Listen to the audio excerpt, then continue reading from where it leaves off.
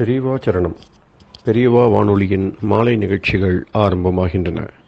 இன்றைய எமது நிகழ்ச்சிகள் நித்திய குரு பாதுகா பூஜா, ஸ்ரீ ரா கணபதி அவர்கள் எழுதிய புத்தகத்தின் ஒளிவடிவம், ஆன்மீக உரை, மகா பெரியவா மகிமை, உபன்யாசம். பெரியவா சரணம். பெரியவா சரணம். அடுத்த நிகழ்ச்சி நித்திய குரு பாதுகா பூஜை.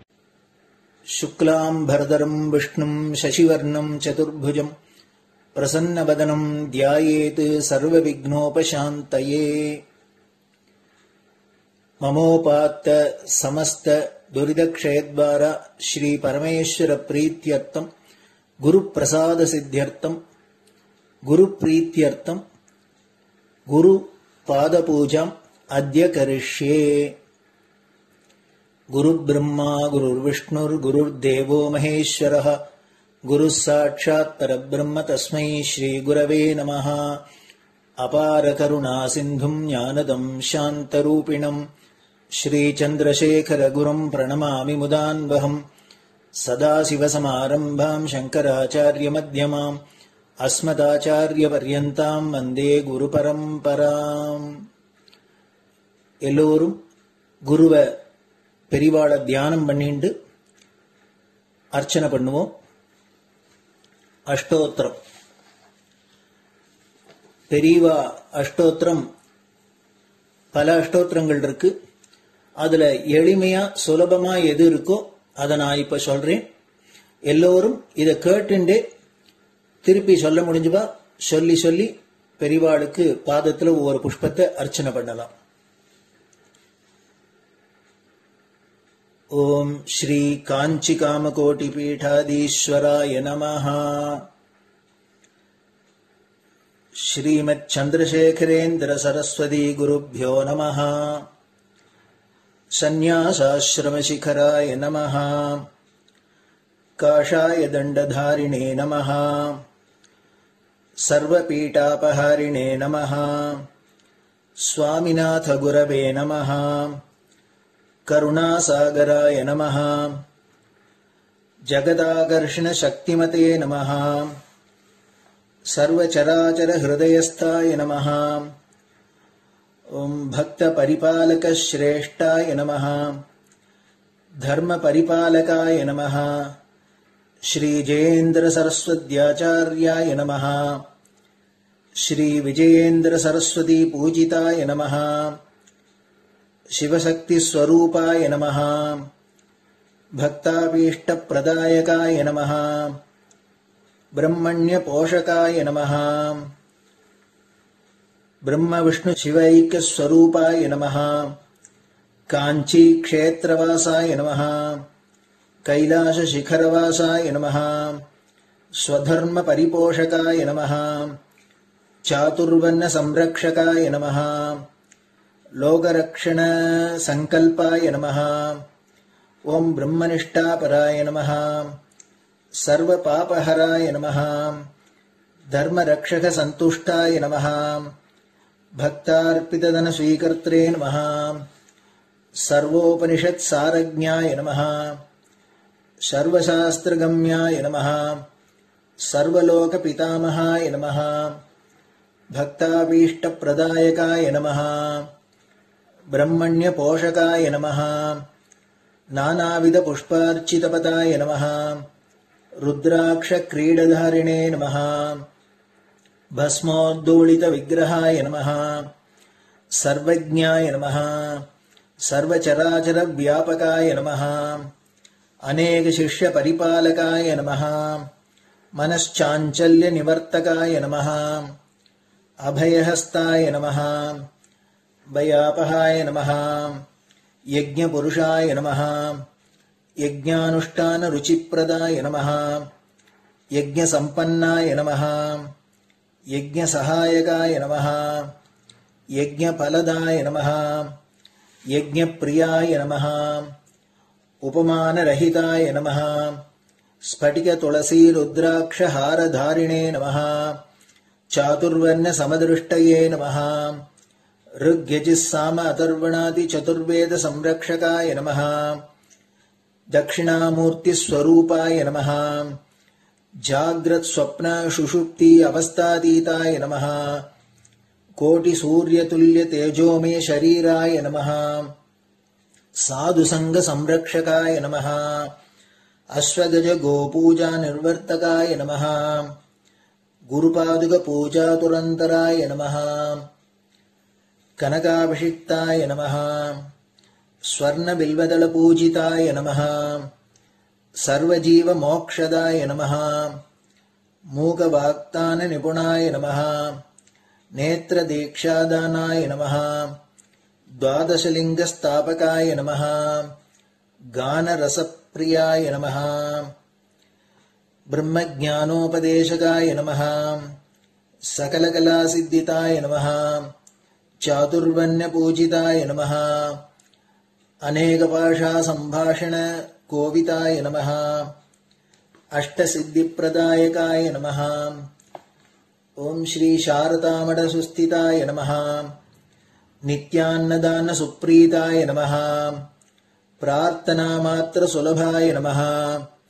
पादयात्रा प्रियाय नमः. नानाविध मतपंडिताय नमः. श्रुति स्मृति पुराणज्ञाय नमः. देव यक्ष किन्नर किंपुरुष पूज्याय नमः. श्रवणानंदकर कीर्तये नमः. दर्शनानंदाय नमः. अद्वैतानंद भरिताय नमः. अव्याच करुणामूर्तये नमः. शैव वैष्णवादि मान्याय नमः. श्री शंकराचार्याय नमः. दंड कमंडलूहस्ताय नमः. वीणा मृदंग सकलवाद्य नाथस्वरूपाय नमः. रामकथा रसिकाय नमः. वेद वेदांग आगमादि सकलकला सतस्प्रवर्तकाय नमः. हृदय गुहाशयाय नमः. शतरुद्रीय वर्णितस्वरूपाय नमः. केदारेश्वरनाथाय नमः. अविद्यानाशकाय नमः. निष्काम कर्मोपदेशकाय नमः. लघुभक्ति मार्गोपदेशकाय नमः. लिंगस्वरूपाय नमः. सालग्राम सूक्ष्मस्वरूपाय नमः. कालड्यां शंकर कीर्तिस्तंभ निर्माणकर्त्रे नमः. जितेन्द्रियाय नमः. शरणागत वत्सलाय नमः. श्रीशैल शिखरवासाय नमः. डमरुकनाद विनोदाय नमः. वृषभारूढ़ाय नमः. दुर्मद नाशकाय नमः. आभिचारिक दोषहर्त्रे नमः. मिताहाराय नमः. मृत्युविमोचक शक्त्याय नमः. श्री चक्रार्चन तत्पराय नमः.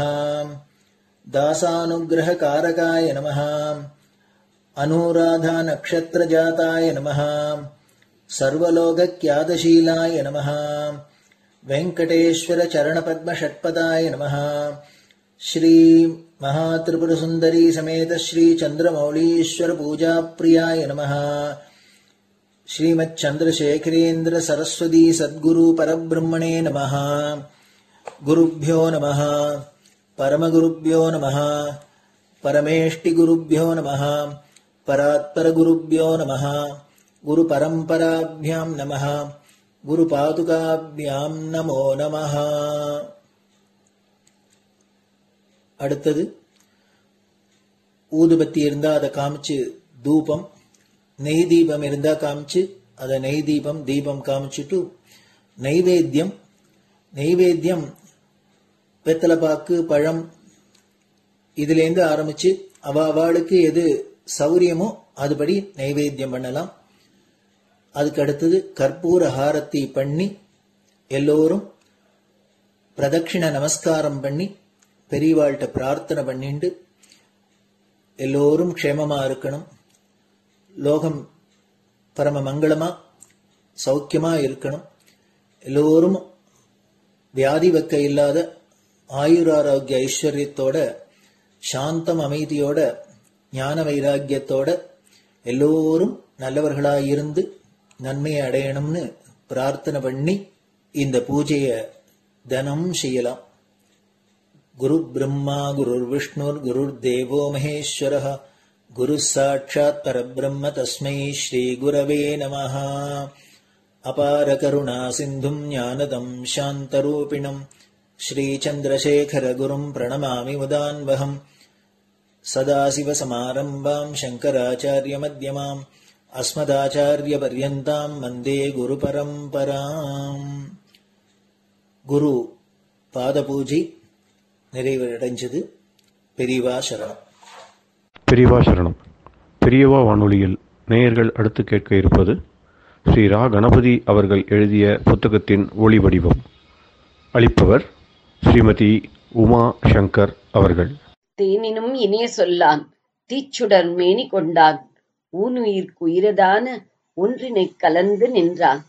ஏனினிக் கவலை நெஞ்சே இன்றுனக் அருள் செய்தான். இஞ்ஞானவான் காமகோட்டி நாதனை நம்புவோமே. ஜெய ஜெய சங்கர, ஹரஹர சங்கர. மகாபிரியவாளின் உபன்யாசங்களை ரா கணபதி அண்ணா தெய்வத்தின் குரல் என்ற பெயரில் 7 பாகங்களாக தொகுத்து அளித்ததின் 6ஆம் பாகத்தின் அடுத்த பகுதி சௌந்தர்யலகரி. 57ஆம் ஸ்லோகத்தின் விளக்க உரை தொடர்கிறது. 2வது வரி தவீயாம்சம் தீனம் ஸ்னபய கிருபயா மாமபி சிவே. முதல் வரியில் திருஷா திராகீயஸ்யா தர தளித என்ற ஏகப்பட்ட தகாரம் வந்ததை அனுசரித்து தவீயாம்சம் தீனம் என்று மேலும் 2 தவை போட்டிருக்கிறார். திராகீயஸ்யா தவீயாம்சம் என்ற வார்த்தைகள் ஒரே போல ஒலிக்கின்றன. இதெல்லாம் சொல் நயம். அதைவிட 1000 மடங்கு உசத்தி பொருள் நயம்தான், பாவம்தான்.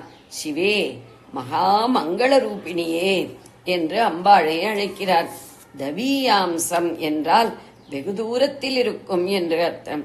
திராகீயஸ்யா போலவே இதுவும் கம்பேரிட்டிவ் டிகிரி.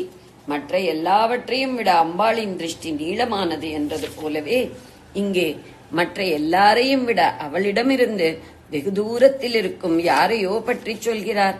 யார் அது? தீனம், ரொம்பவும் தீன நிலையில் உள்ள ஒருத்தனை. தீனன் என்றால் பரம ஏழை, ரொம்பவும் கஷ்டப்படுகிறவன், பரிதாபத்துக்குரியவன், பயந்தவன், ஒன்றுக்கும் உதவாதவன், நீச்சமானவன். தீனனை ஈனனை என்று சேர்த்தே சொல்வார்கள். இத்தனை அர்த்தமும் உண்டு. இப்படிப்பட்ட வார்த்தையை பொறுக்கி எடுத்து போட்டிருக்கிறார். இப்படி மற்ற எல்லாவற்றையும் விட அம்பாளிடமிருந்து தள்ளி எங்கேயோ நின்று கொண்டிருக்கிற தீனனையும் கிருபையா, கிருபையால், உன்னுடைய பரம கருணையால், ஸ்னபய முழுக்காட்டு, நீராட்டு, அழுக்கு படிந்த தீனனை குளிப்பாட்டி சுத்தம் பண்ணம்மா. எதில் குளிப்பாட்டணும்? ஆற்றிலா, குளத்திலா? எதனால் குளிப்பாட்டணும்? வெந்நீரிலா, பச்சை ஜலத்திலா? இந்த எதிலும் எதனாலும் இல்லை. திருஷா பார்வையால், உன் கடாட்சாமிருதத்தினால்தான் குளிப்பாட்டணும் தாயே. அந்த கடாட்சாமிருதம் ஏதோ துளிப்பட்டால் போதாது, பிரவாகமாக முழுக்கடித்து குளிப்பாட்டணும். முதல் வரியை பார்த்தால் இப்படி பிரார்த்தனை பண்ணவே அவசியமில்லை என்று தோன்றுகிறதே. திராகீயஸ்யா என்று சொன்னதிலிருந்து யாரும் கேட்காமலே, யாருடைய தகுதியையும் பார்க்காமலே அவளுடைய கடாட்சம் தானாகவே நீண்டு நீண்டு போய் அத்தனை ஜீவராசிகளையும் நனைக்கிறது என்றுதானே ஆயிற்று. அப்புறம் ஸ்னபய கிருபையா என்று இவர் வேறு பிரார்த்திப்பானேன் என்றால் இந்த தீனந்தான் மற்ற ஜீவராசிகள் மாதிரி இல்லையே. அவர்களை விட அம்பாளுக்கு ரொம்ப தள்ளி இருக்கிறவன் அல்லவா இவன், தவீயாம்சன் அல்லவா. எத்தனை தப்பு பண்ணினவர்களுக்கும் கட்டாட்சம் கிடைக்கும்படி இடம் கொடுத்து வைத்திருக்கிற பிரபஞ்சத்திலேயே இவன் சேரவில்லை போலிருக்கிறது. இவனை அதற்கு வெளியிலே பேனிஷ் பண்ணி கடத்தி வைத்திருக்கிறது போலிருக்கிறது. பரம தயாளுவாக இருக்கப்பட்ட அம்பாளாலும் இப்படி பிரஷ்டம் பண்ணி வைக்கப்பட்டிருக்கிறவன் என்றால் அவன் மகா தோஷியாக, தோஷமுள்ளவனாக அல்லவா இருக்க வேண்டும். யார் அது? இங்கேதான் இந்த ஸ்லோகத்துக்கும் ஆச்சாரியாளுடைய கருணாஹிருதயத்துக்கும் வினய குணத்துக்கும் உயிர்நிலையாக இருக்கிற வார்த்தை வருகிறது. மாம் அபி, மாம் அபி, மாம் என்னை, அபி கூட, என்னையும் கூட.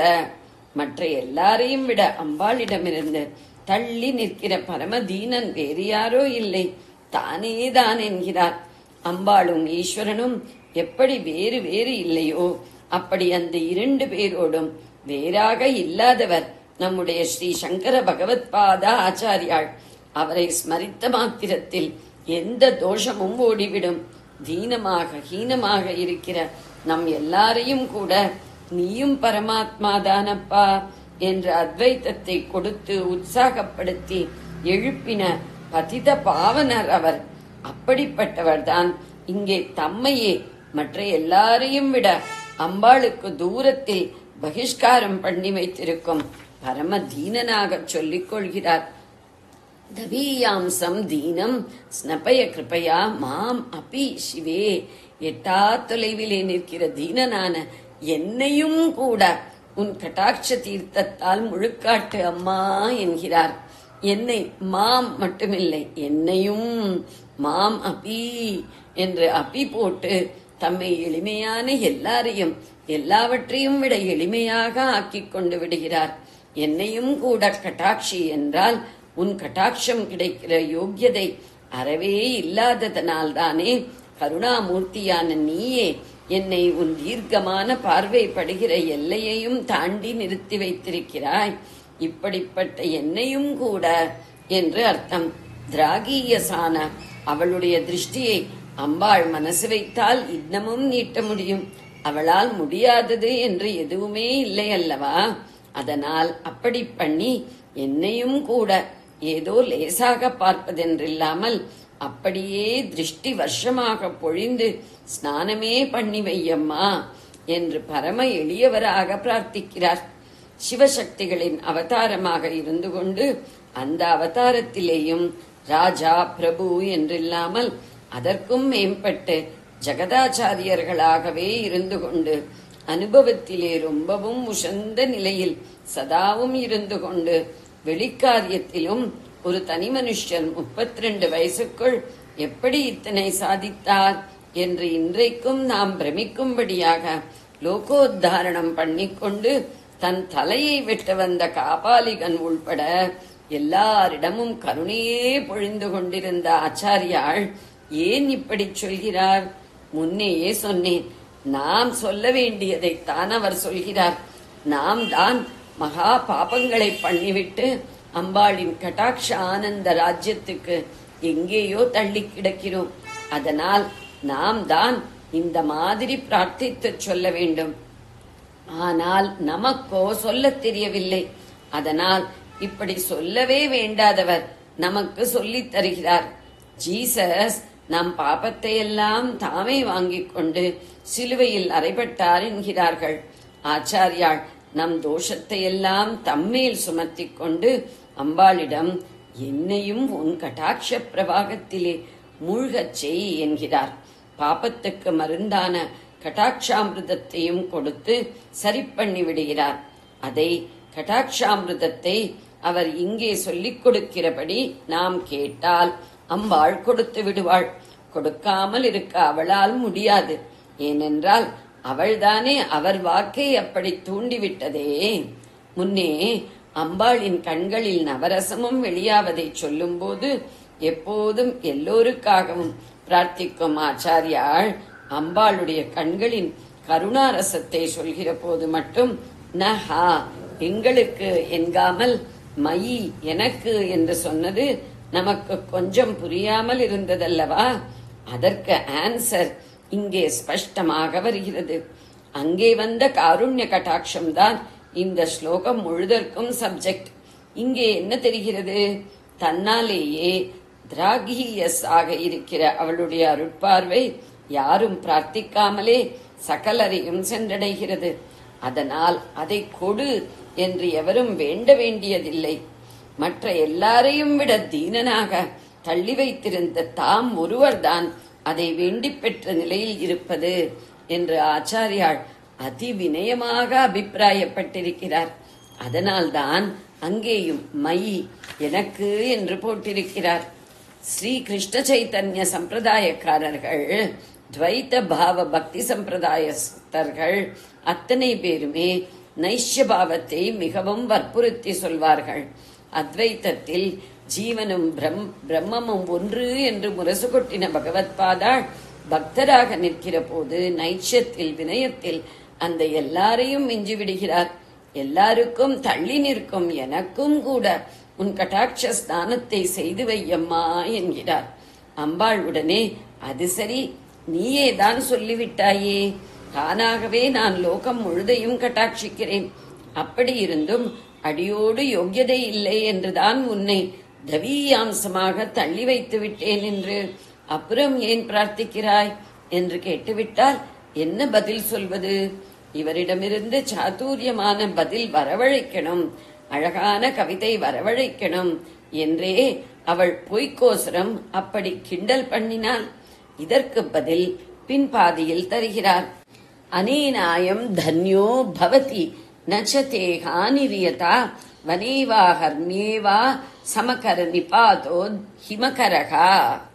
யோக்கியதை இல்லை, கேட்கக்கூடாதுதான். இது நீதி சாஸ்திரப்படி சரி. ஆனால் கலப்படமில்லாத சுத்த அன்புக்கு நீதி அநீதிகள் ஏது? நியாய அந்நியாயங்களை பார்க்காமல், தகுதியை கொஞ்சம் கூட நினைக்காமல், சகலரிடமும் சமமாக அன்பு பாராட்டி சகலருக்கும் நல்லதையே செய்கிற வஸ்துக்களும் இருக்கின்றனவே. கீதையிலே இப்படி எல்லாரையும் ஒருபோல பாவிக்கிற சமதரிசனத்தை தானே ஞானி லட்சணமாக சொல்லி இருக்கிறது. இப்படி பல பேர் இருந்திருக்கிறார்களே, பல வஸ்துக்கள் இருக்கின்றனவே. குறிப்பாக திருஷ்டாந்தம் சொல்கிறேன். ஹிமகரகா, சந்திரன் இருக்கிறது. அம்பாள் சம்பந்தமாக சந்திரனை பற்றி பேசுகிற போதெல்லாம் அநேகமாக அது ஜில் என்று பனியை கொட்டுவதை நினைத்து ஹிமகரகா என்ற பெயரையே ஆச்சாரியார் சொல்வார். அந்த ஹிமகரன் பூர்ணமாக பிரகாசிக்கிறான். தன்னுடைய தாவள்யமான பரிசுத்த நிலவு எந்த இடத்தில் விழ வேண்டும், இன்ன இடத்தில் கூடாது, இத்தனை உயர்ந்த இந்த சந்திரிகையை தரம் பார்த்து தகுதி பார்த்து சில இடங்களில் தான் பொழியலாம் என்று அவன் கொஞ்சமாவது நினைக்கிறானா? கொஞ்சம் கூட டிஸ்கிரிமினேஷன், வித்தியாசப்படுத்துவது இல்லாமல் நிலாவை தஞ்சாவூர் கோபுரத்திலும் மகாபலிபுரத்து சிற்பங்களின் மேலும் தான் கொட்டுகிறான். சேரியிலும் சுடுகாட்டிலும் தான் கொட்டுகிறான். வனேவா, காட்டிலானாலும், ஹர்மியேவா, ராஜகிரகத்தின் உப்பரிகையில், நிலா மாடத்தில் ஆனாலும், இரண்டு இடத்திலும் கொஞ்சம் கூட பேதமில்லாமல் சந்திரிகையை பொழிகிறான். சமகர நிபாதகா, கிரணங்களை சமமாக பொழிகிறான். அவன் நிலா முற்றம் என்றே சக்கரவர்த்தி சலவைக்கல்லில் மழமழவென்று கட்டி வைத்திருக்கிறார் என்பதற்காக அங்கே கொஞ்சம் எக்ஸ்ட்ரா நிலவை பொழிகிறானா? அல்லது காட்டிலே ஏதோ கள்ளிப்புதர் முள்ளும் கல்லுமாயிருக்கிறது என்பதற்காக அங்கே நிலாவை கொஞ்சம் சுருக்கி கொண்டு விடுகிறானா? சந்திரனுக்குள்ள அந்த சமபாவம் உன் திருஷ்டிக்கு இருக்க முடியாதா என்ன? அதனால் அடியோடு லாயக்கில்லாதவன் தான் நான் என்றாலும் என்னையும் ஒரு சப்பாத்தி கள்ளியை சந்திரன் நிலவிலே முழுக்குவது போல உன் கட்டாட்ச தீர்த்தத்தால் முழுக்கம்மா. யோகியதை இல்லாவிட்டால் எப்படி பிரார்த்திக்கலாம் என்று அவள் கேட்டதற்கு ரிப்ளை பண்ணியாயிற்று. யோகியதையே பார்க்கப்படாது, சமதிருஷ்டியாக போமா என்று.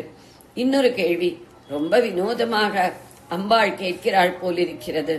ரொம்பவும் தோஷியான ஒருத்தனை பார்ப்பதனால் கட்டாட்சத்துக்கே தோஷம் வந்துவிட்டால் என்ன பண்ணுவேன்? சரியில்லாதவர் மேல் படுவதால் திருஷ்டிக்கு என்ன சிரமம், என்ன ஹானி? கண்வலி ஒட்டுவாரொட்டியாக வருகிறது போல வந்து சேருமோ? ஆச்சாரியாள் பதில் சொல்கிறார். நச்சதே ஹானிரீயதா, நச்சதே ஹானிஹி இயதா. இயதா இதனால், தே உனக்கு, ஷா போட்டதால் உனக்கும் என்று அர்த்தம். ஹானிஹி ஹானி ந இல்லை. பரமதோஷியான என்னை பார்ப்பதால் உனக்கும் ஒரு ஹானியும் வராது. இதில் உனக்கு ஒரு நஷ்டமும் இல்லை. உன் பார்வை ஆப்ஜெக்டால், அதனால் பார்க்கப்படும் வஸ்துவால் பாதிக்கப்படாது. இப்படி சப்ஜெக்டை ஆப்ஜெக்ட் பாதிக்காமல் இருப்பதுண்டா என்றால் இப்போது சொன்னேனே அந்த சந்திர திருஷ்டாந்தமே இதற்கும் போதும். நிலா காட்டிலே விழுந்ததால் சந்திரனுக்கு முள் குத்திற்றா, கல் சாய்த்ததா என்ன? இல்லை. நிலா மாடத்தில் ஹம்சதூளிகா மஞ்சத்தில் விழுந்ததே, அப்போது சந்திரனுக்கு ஏதாவது வளவளவென்று மெத்தென்று சௌக்கியம் உண்டாச்சா? நிலாவையே ஆப்ஜெக்ட் ஒரு விதத்திலும் அஃபெக்ட் பண்ணுவதில்லை என்றால் சந்திரமௌலீஸ்வரியான உன் கருணா கட்டாட்சத்தை மட்டும் ஒரு ஆப்ஜெக்ட் லாயக்கில்லாதது என்பதால் பாதித்து விடுமா என்ன? நான் தோஷியாகவே இருந்து விட்டு போகிறேன், அதனால் என்ன? அது எப்படி உன் கட்டாட்சத்தை பாதிக்கும்? நச்சதே ஹானிரியதா, இதனால் உனக்கும் குறைவில்லை. அதென்ன உனக்கும் என்று போட்டு சொன்னது? உனக்கும் என்று சொன்னால் இந்த மாதிரி இன்னொன்று எனக்கும் என்று வர வேண்டும். அது என்ன? அனேன அயம் தன்யோ பவதி, உன் கட்டாட்ச ஸ்நானம் கிடைப்பதால் நானும் தன்யனாகிறேன். அதாவது எனக்கும் பெரிய லாபம், செல்வம் கிடைக்கிறது என்று ஆச்சாரியாள் பதில் சொல்கிறார். நான் முன்னே பின்னே மாற்றிச் சொல்கிறேன். ஆச்சாரியாள் முதலில் சொல்வது உன், அதாவது அம்பாளின் கட்டாட்சத்தால் நான் தன்யனாகிறேன் என்பது. அப்புறம்தான் இதனால் உனக்கும் ஹானி இல்லை என்கிறார். அனேன, இதனால் முதல் 2 வரியில் சொன்னபடி கட்டாட்சத்தில் நீராட்டுவிப்பதால் அயம் இவன், நான் என்று சொல்வதற்கு பதில் இவன் என்கிறார். தன்னையே கொஞ்சம் பிரித்து வைத்து இந்த கட்டை என்று சொல்வது போல சொல்கிறார். தன்யகா, தன்யனாக, தனம் உள்ளவன் தன்யன். அம்பாளின் கட்டாட்சத்தால் அருட்செல்வம் என்ற தனம் கிடைக்கிறது. அதற்கு மேல் பெரிய செல்வம் இல்லை. பவதி ஆகிறான், அதாவது ஆகிறேன். உன் கட்டாட்சத்துக்கு பாத்திரமாவதால் நான் தன்யனாக பாக்யசாலியாக ஆகிறேன். அதனால் ரொம்ப தள்ளுபடியான என் மீதும் கடைக்கண்ணை செலுத்த வேண்டும். கருணா கட்டாட்சம் பட்ட மாத்திரத்தில் தோஷம் பாபம் பறந்து போகிறது, ஜன்மம் சபலமாகிறது, ஆனந்த சமுத்திரமே கிடைக்கிறது. உனக்கு ஹானி இல்லை, நஷ்டமில்லை என்பது மட்டுமில்லை, எனக்கும் பரமலாபம் சித்திக்கிறது. எந்த யோக்கியதை இல்லை என்று தள்ளி வைத்தாயோ அதற்கும் அதிகமாக உன் திருஷ்டி விசேஷத்தாலேயே ஏற்பட்டு விடுகிறது. ஒன்றும் இல்லாத தீனனாக தரித்திரனாக இருந்தவன் எல்லாமுமான உன்னையே பெற்ற தன்யனாக தனிகனாக ஆகிறேன். நாம் எல்லாரும் அந்த தனத்தை பெறுவதற்காகத்தான் ஆச்சாரியாள் இந்த ஸ்லோகத்தை அனுகிரகித்திருக்கிறார். இதை சொல்லி உருகி பிரார்த்தித்து விட்டால் எத்தனை யோக்கியதை இல்லாதவரையும் அம்பாள் கடாட்சிப்பாள். நிலாவைப் போலவும் நீலோத்பலம் போலவும் குளிர்ந்த அவளுடைய கட்டாட்சம் நம்மையும் கை தூக்கிவிடும். நம்மை பலவிதமாக அலங்காரம் பண்ணிக்கொண்டு சந்தோஷப்படுகிறோம். வெளி அலங்காரம் மட்டுமில்லை, படிப்பு, பதவி, பணம், புகழ் என்று நாம் தேடிப் போவதெல்லாமும் அலங்காரம்தான். இந்த எல்லா அலங்காரங்களையும் விட பெரிய அலங்காரம் அம்பாள் கடாட்சத்துக்கு பாத்திரமாவதுதான். அந்த கடாட்சம் பட்டுவிட்டால் அதைவிட பெரிய நகை, ஆபரணம், அலங்காரம் இல்லை. மற்றதெல்லாம் அலங்காரமே இல்லை என்ற ஞானத்தை தரும் அலங்காரம் இது. இந்த ஸ்லோகத்தில் ஆச்சாரியாள் அம்பாளிடம் எல்லாவற்றையும் சமமாக பாரு என்று சொல்லி சமகர நிபாதோ ஹிமகரகா என்று முடித்திருக்கிறார் அல்லவா. இந்த சமதர்சனத்தை, சகலத்தையும் ஒன்றாக பார்க்கிற பாவத்தை, அதாவது சகலத்தையும் ஒன்றேயான பிரம்மமாக பார்க்கிற அத்வைத பாவத்தையே அவளுடைய கட்டாட்சம் தான் தருகிறது என்று மூக்கர் ஸ்துதித்திருக்கிறார். ஆர்யா சதகம் ஸ்லோகம் 48. ஆச்சாரியாளுடைய இந்த ஸ்லோகத்தையே மனசில் நினைத்து கொண்டார் போல இதிலே வருகிற மாட, மாளிகை, காடு இரண்டையும் பற்றி அதிலேயும் மூக்கர் சொல்கிறார். ஆச்சாரியாள் வனம் என்கிற காட்டை மூக்கர் விபினம் என்றும், இவர் ஹர்மியம் என்கிற மாளிகையை அவர் பவனம் என்றும் சொல்லி அம்பாள் கட்டாட்சம் பெற்ற ஒருவன் அந்த இரண்டையும் சமமாக கருதுவான் என்கிறார். அதாவது மனுஷர்களை போட்டு வதைக்கிற காமம், குரோதம், பயம் என்ற மூன்றில் காடு என்றால் பயமாகத்தானே இருக்கிறது. அந்த பயம் அம்பாள் கட்டாட்சத்தால் போய்விடுவதை சொல்கிறார். காடும் அந்த கட்டாட்சம் பெற்றவனுக்கு வீடாகிறதாம். அப்புறம் சத்ருவும் மித்ரனும் அவனுக்கு சமமாகி விடுகிறார்கள் என்கிறார். அதாவது சத்ரு என்பவரிடம் உள்ள குரோதம் போய்விடுகிறது. மூன்றாவதாக அவனுக்கு ஓட்டாஞ்சல்லியும் யுவதியின் உதடும் சமமாகி விடுகிறது என்று சொல்லி காமம் போய்விடுவதையும் தெரிவிக்கிறார். கட்டாட்ச ஸ்நானம் இந்த 3 அழுக்கையும் அலம்பி அத்வைத சமத்வத்தையே கொடுத்து விடுகிறது. அந்த அத்வைதம் என்ற தனத்தை பெற்ற தன்யனைத்தான் ஆச்சாரியாலும் குறிப்பிடுகிறார். இதையெல்லாம் நன்றாக நினைத்து கொண்டு இந்த ஸ்லோகத்தை சொல்லி சொல்லி பிரார்த்திக்க வேண்டும். ஸ்ரீசரணர்கள் பதம் பதமாக உணர்வில் ஊறி கூறுகிறார்கள். திருஷா திராகீயஸ்யா தரதளித நீலோத்பலருச்சா தவீயாம்சம் தீனம் ஸ்னபய கிருபயா மாமபி சிவே அனேனாயம் தன்யோ பவதி நச்சதே ஹானீரியதா வனேவா ஹர்மியேவா சமகர நிபாதோ ஹிமகரகா.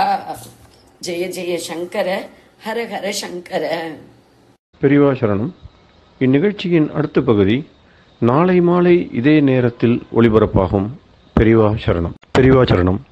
பெரியவா வானொலியில் நேயர்கள் அடுத்து கேட்க இருப்பது திரு கவிக்கண்ணன் அவர்களின் ஆன்மீக உரை. பெரியவா சரணம். ராம் ராம். ஸ்ரீ குருப்யோ நமஹ. ஜெய ஜெய சங்கர ஹர ஹர சங்கர. பெரியவா வானொலி நேயர்கள் அனைவருக்கும், மகா பெரியவாவுடைய பக்தர்கள் அனைவருக்கும் அடியேன் கவிக்கண்ணனின் அன்பு கலந்த நல்வாழ்த்துக்கள். ராம் ராம். ஜெய ஜெய சங்கர ஹர ஹர சங்கர. ஸ்ரீ குருப்யோ நமஹ. கந்தர் அனுபூதியில அருணகிரிநாதர் சொல்ற 2-3 பாட்டிலேருந்து ஒரு 4 லைனோட இன்றைய நிகழ்வை நம்ம ஆரம்பிக்க போறோம். முருகனை பத்தி என்ன சொல்றாருன்னா, குமரன் கிரிராஜ குமாரி மகன் சமரம் பொருதானவ நாசகனே. இது ஒரு பாட்டுல. பணியாயன வள்ளி பதம் பணியும் தனியாகதி மோக தயாபரனே அப்படிங்கிறவர். செம்மான் மகளை திருடும் திருடன் பெம்மான் முருகன் பிறவான் இரவான் சும்மாயிரு சொல்லற என்றாலுமே அம்மா பொருளொன்றும் அறிந்திலனே. என்ன அர்த்தம் அப்படின்னு கேட்டாக்க, அவன் குமரன் பாலனா இருக்கான், கிரிராஜ குமாரியான இமவானுடைய புத்திரியான பார்வதியுடைய பிள்ளை. அவன் யுத்தத்தில எல்லாம் அசுரர்கள் தானவர்கள் தனு அப்படிங்கிறவர்களுக்கும் காசியபருக்கு பிறந்த அசுரர்களை எல்லாம் சூரபத்மன் அசுரர்கள் எல்லாம் அழித்தவன். அவன் எப்படிப்பட்டவன்னாக்க, செம்மான் மகளை திருடும் திருடனான். செம்மான் மகள், அதாவது வெள்ளி மானுக்கு பிறந்தவள்னு ஒரு கதை ஒன்று உண்டு. அவரை எடுத்து அந்த வேடராஜா வளர்த்தான்னு சொல்லுவா. அப்பேற்பட்ட வள்ளியை திருடின்னு போயிட்டான். திருட்டு கல்யாணம் பண்ணி திருடனாவன். பெம்மான் முருகன் பிறவான் இரவான். அப்படிப்பட்ட பெருமான் முருகன் பிறவான் இரவான் அப்படின்னா, இது திருடன்றது வேறொரு இடத்துல ஒரு தமிழ் கவி சொல்றார். என்ன சொல்றாருனாக்க,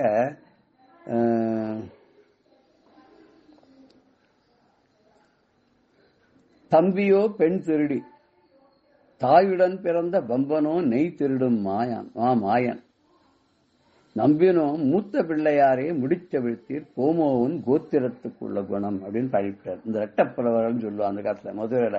அப்ப எங்கெங்கயோ பரிசெல்லாம் வாங்கிட்டு ஒரு கோவில், கதவு இல்லாத ஒரு கோயில வச்சுட்டு வைகை ஆத்துல குளிச்சுட்டு திரும்பி பார்த்தா அவ பரிசு வாங்கிட்டு வந்த இந்த மூட்டையெல்லாம் அவிழ்ந்து உள்ள ஒண்ணுமே இல்லை. பார்த்தோன்னா கோபம். உன் கோத்திரமே, உன் குடும்பமே, உன் குலமே திருட்டு பசங்க, அது எப்படி இருக்கும்? அப்படி இருக்கும்போது உனக்கு மாத்திரம், நீ மாத்திரம் எப்படி மாறுபட்டா இருப்ப அப்படின்னு பிள்ளையார பார்த்து சொன்னோன்னே அவர் குடுகுடுன்னு ஓடி போய் தொந்தையும் தொப்பியுமா நடந்து போய் எங்க அந்த திருடனை சேஸ் பண்ணி அவங்ககிட்ட அவன் திருடன் பண்ண எல்லாத்தையும் பிடிங்கின்னு வாழ் கொடுத்தாலும் ஒரு கதை உண்டு. அந்த பாட்டு என்னன்னு கேட்டாக்கா, தம்பியோ பெண் திருடி, உன்னோட தம்பி ஆறுமுகன் இருக்கானே வள்ளியை திருடின்னு போனவன், தாயுடன் பிறந்த வம்பன் மாமன், தாயோட கூட பிறந்தவன் மாமா இல்லையா. மாமா யாரு இருக்கு? கிருஷ்ணன். மகாவிஷ்ணு கிருஷ்ணாவதாரம் இல்லையா. அத அவன் நெய் திருடி, வெண்ணெய் நெய் பால் மோர்லாம் திருடி சாப்பிட்டான். அதுக்கப்புறம் நம்பினோம், ஒன்ன நம்பினோம், ஏன்னா நீ அப்படிலாம் இல்ல ரொம்ப நல்லவன் நினைச்சோம். நம்பினோம் மூத்த பிள்ளையாரே, நீ எல்லாருக்கும் முன்னாடி முழு முதற் கடவுளா இருக்க, மூத்த பிள்ளையாரே முடிச்ச விட்டிய, நாங்க எங்கேருந்தோ பிச்சை எடுத்து வாங்கிட்டு வந்த பொருளை தான் வச்சு இந்த மூட்டையை அவிழ்த்து அதெல்லாம் காணாத போக்கிட்டியே. போமோ உன் கோத்திரத்துக்குள்ள குணம்னு, உன் கோத்திரத்துக்குன்னு உள்ள குணம் இருக்க, அது போகுமா அப்படின்னு சொல்லி நிந்தாஸ்துதி பண்ணி அவர் அருள் பண்ணதா சொல்லுவா. இங்க அப்பேற்பட்ட அந்த முருகனை ஆதிசங்கர பகவத் பாத 19வது ஸ்லோகத்தை எப்படி மகிழ்ந்து அவரை வர்ணிக்கிறான்னு பார்த்தாருனாக்க ரொம்ப அழகா இருக்கும். குமாரேச சூனோ குகஸ்கந்த சேனா பதே சக்தி பாணே மயூராதிரூட புலிந்தாத்மஜா காந்த பக்தாத்திகாரின் பிரபுதாரகாரி சதா ரக்ஷமாம் துவம்.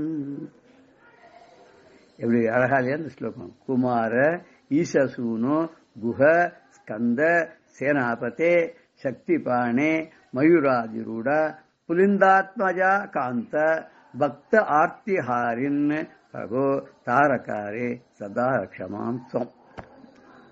அழகா இருக்கு. துவம் நீ சதா என்னை ரக்ஷா காப்பாத்து, மாம் ரக்ஷ சதா மாம் ரக்ஷ.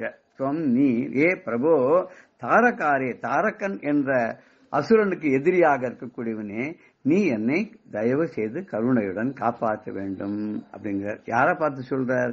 குமார, ஏ பாலகனே, சிறுவனாக இருக்கக்கூடிய சுவாமியே, ஈசசூனோ பரமேஸ்வரனுக்கு பிள்ளையாக வந்தவனே, நெற்றிக்கண்ணிலிருந்து உதித்தவனே, குகையில் தங்குபவனே.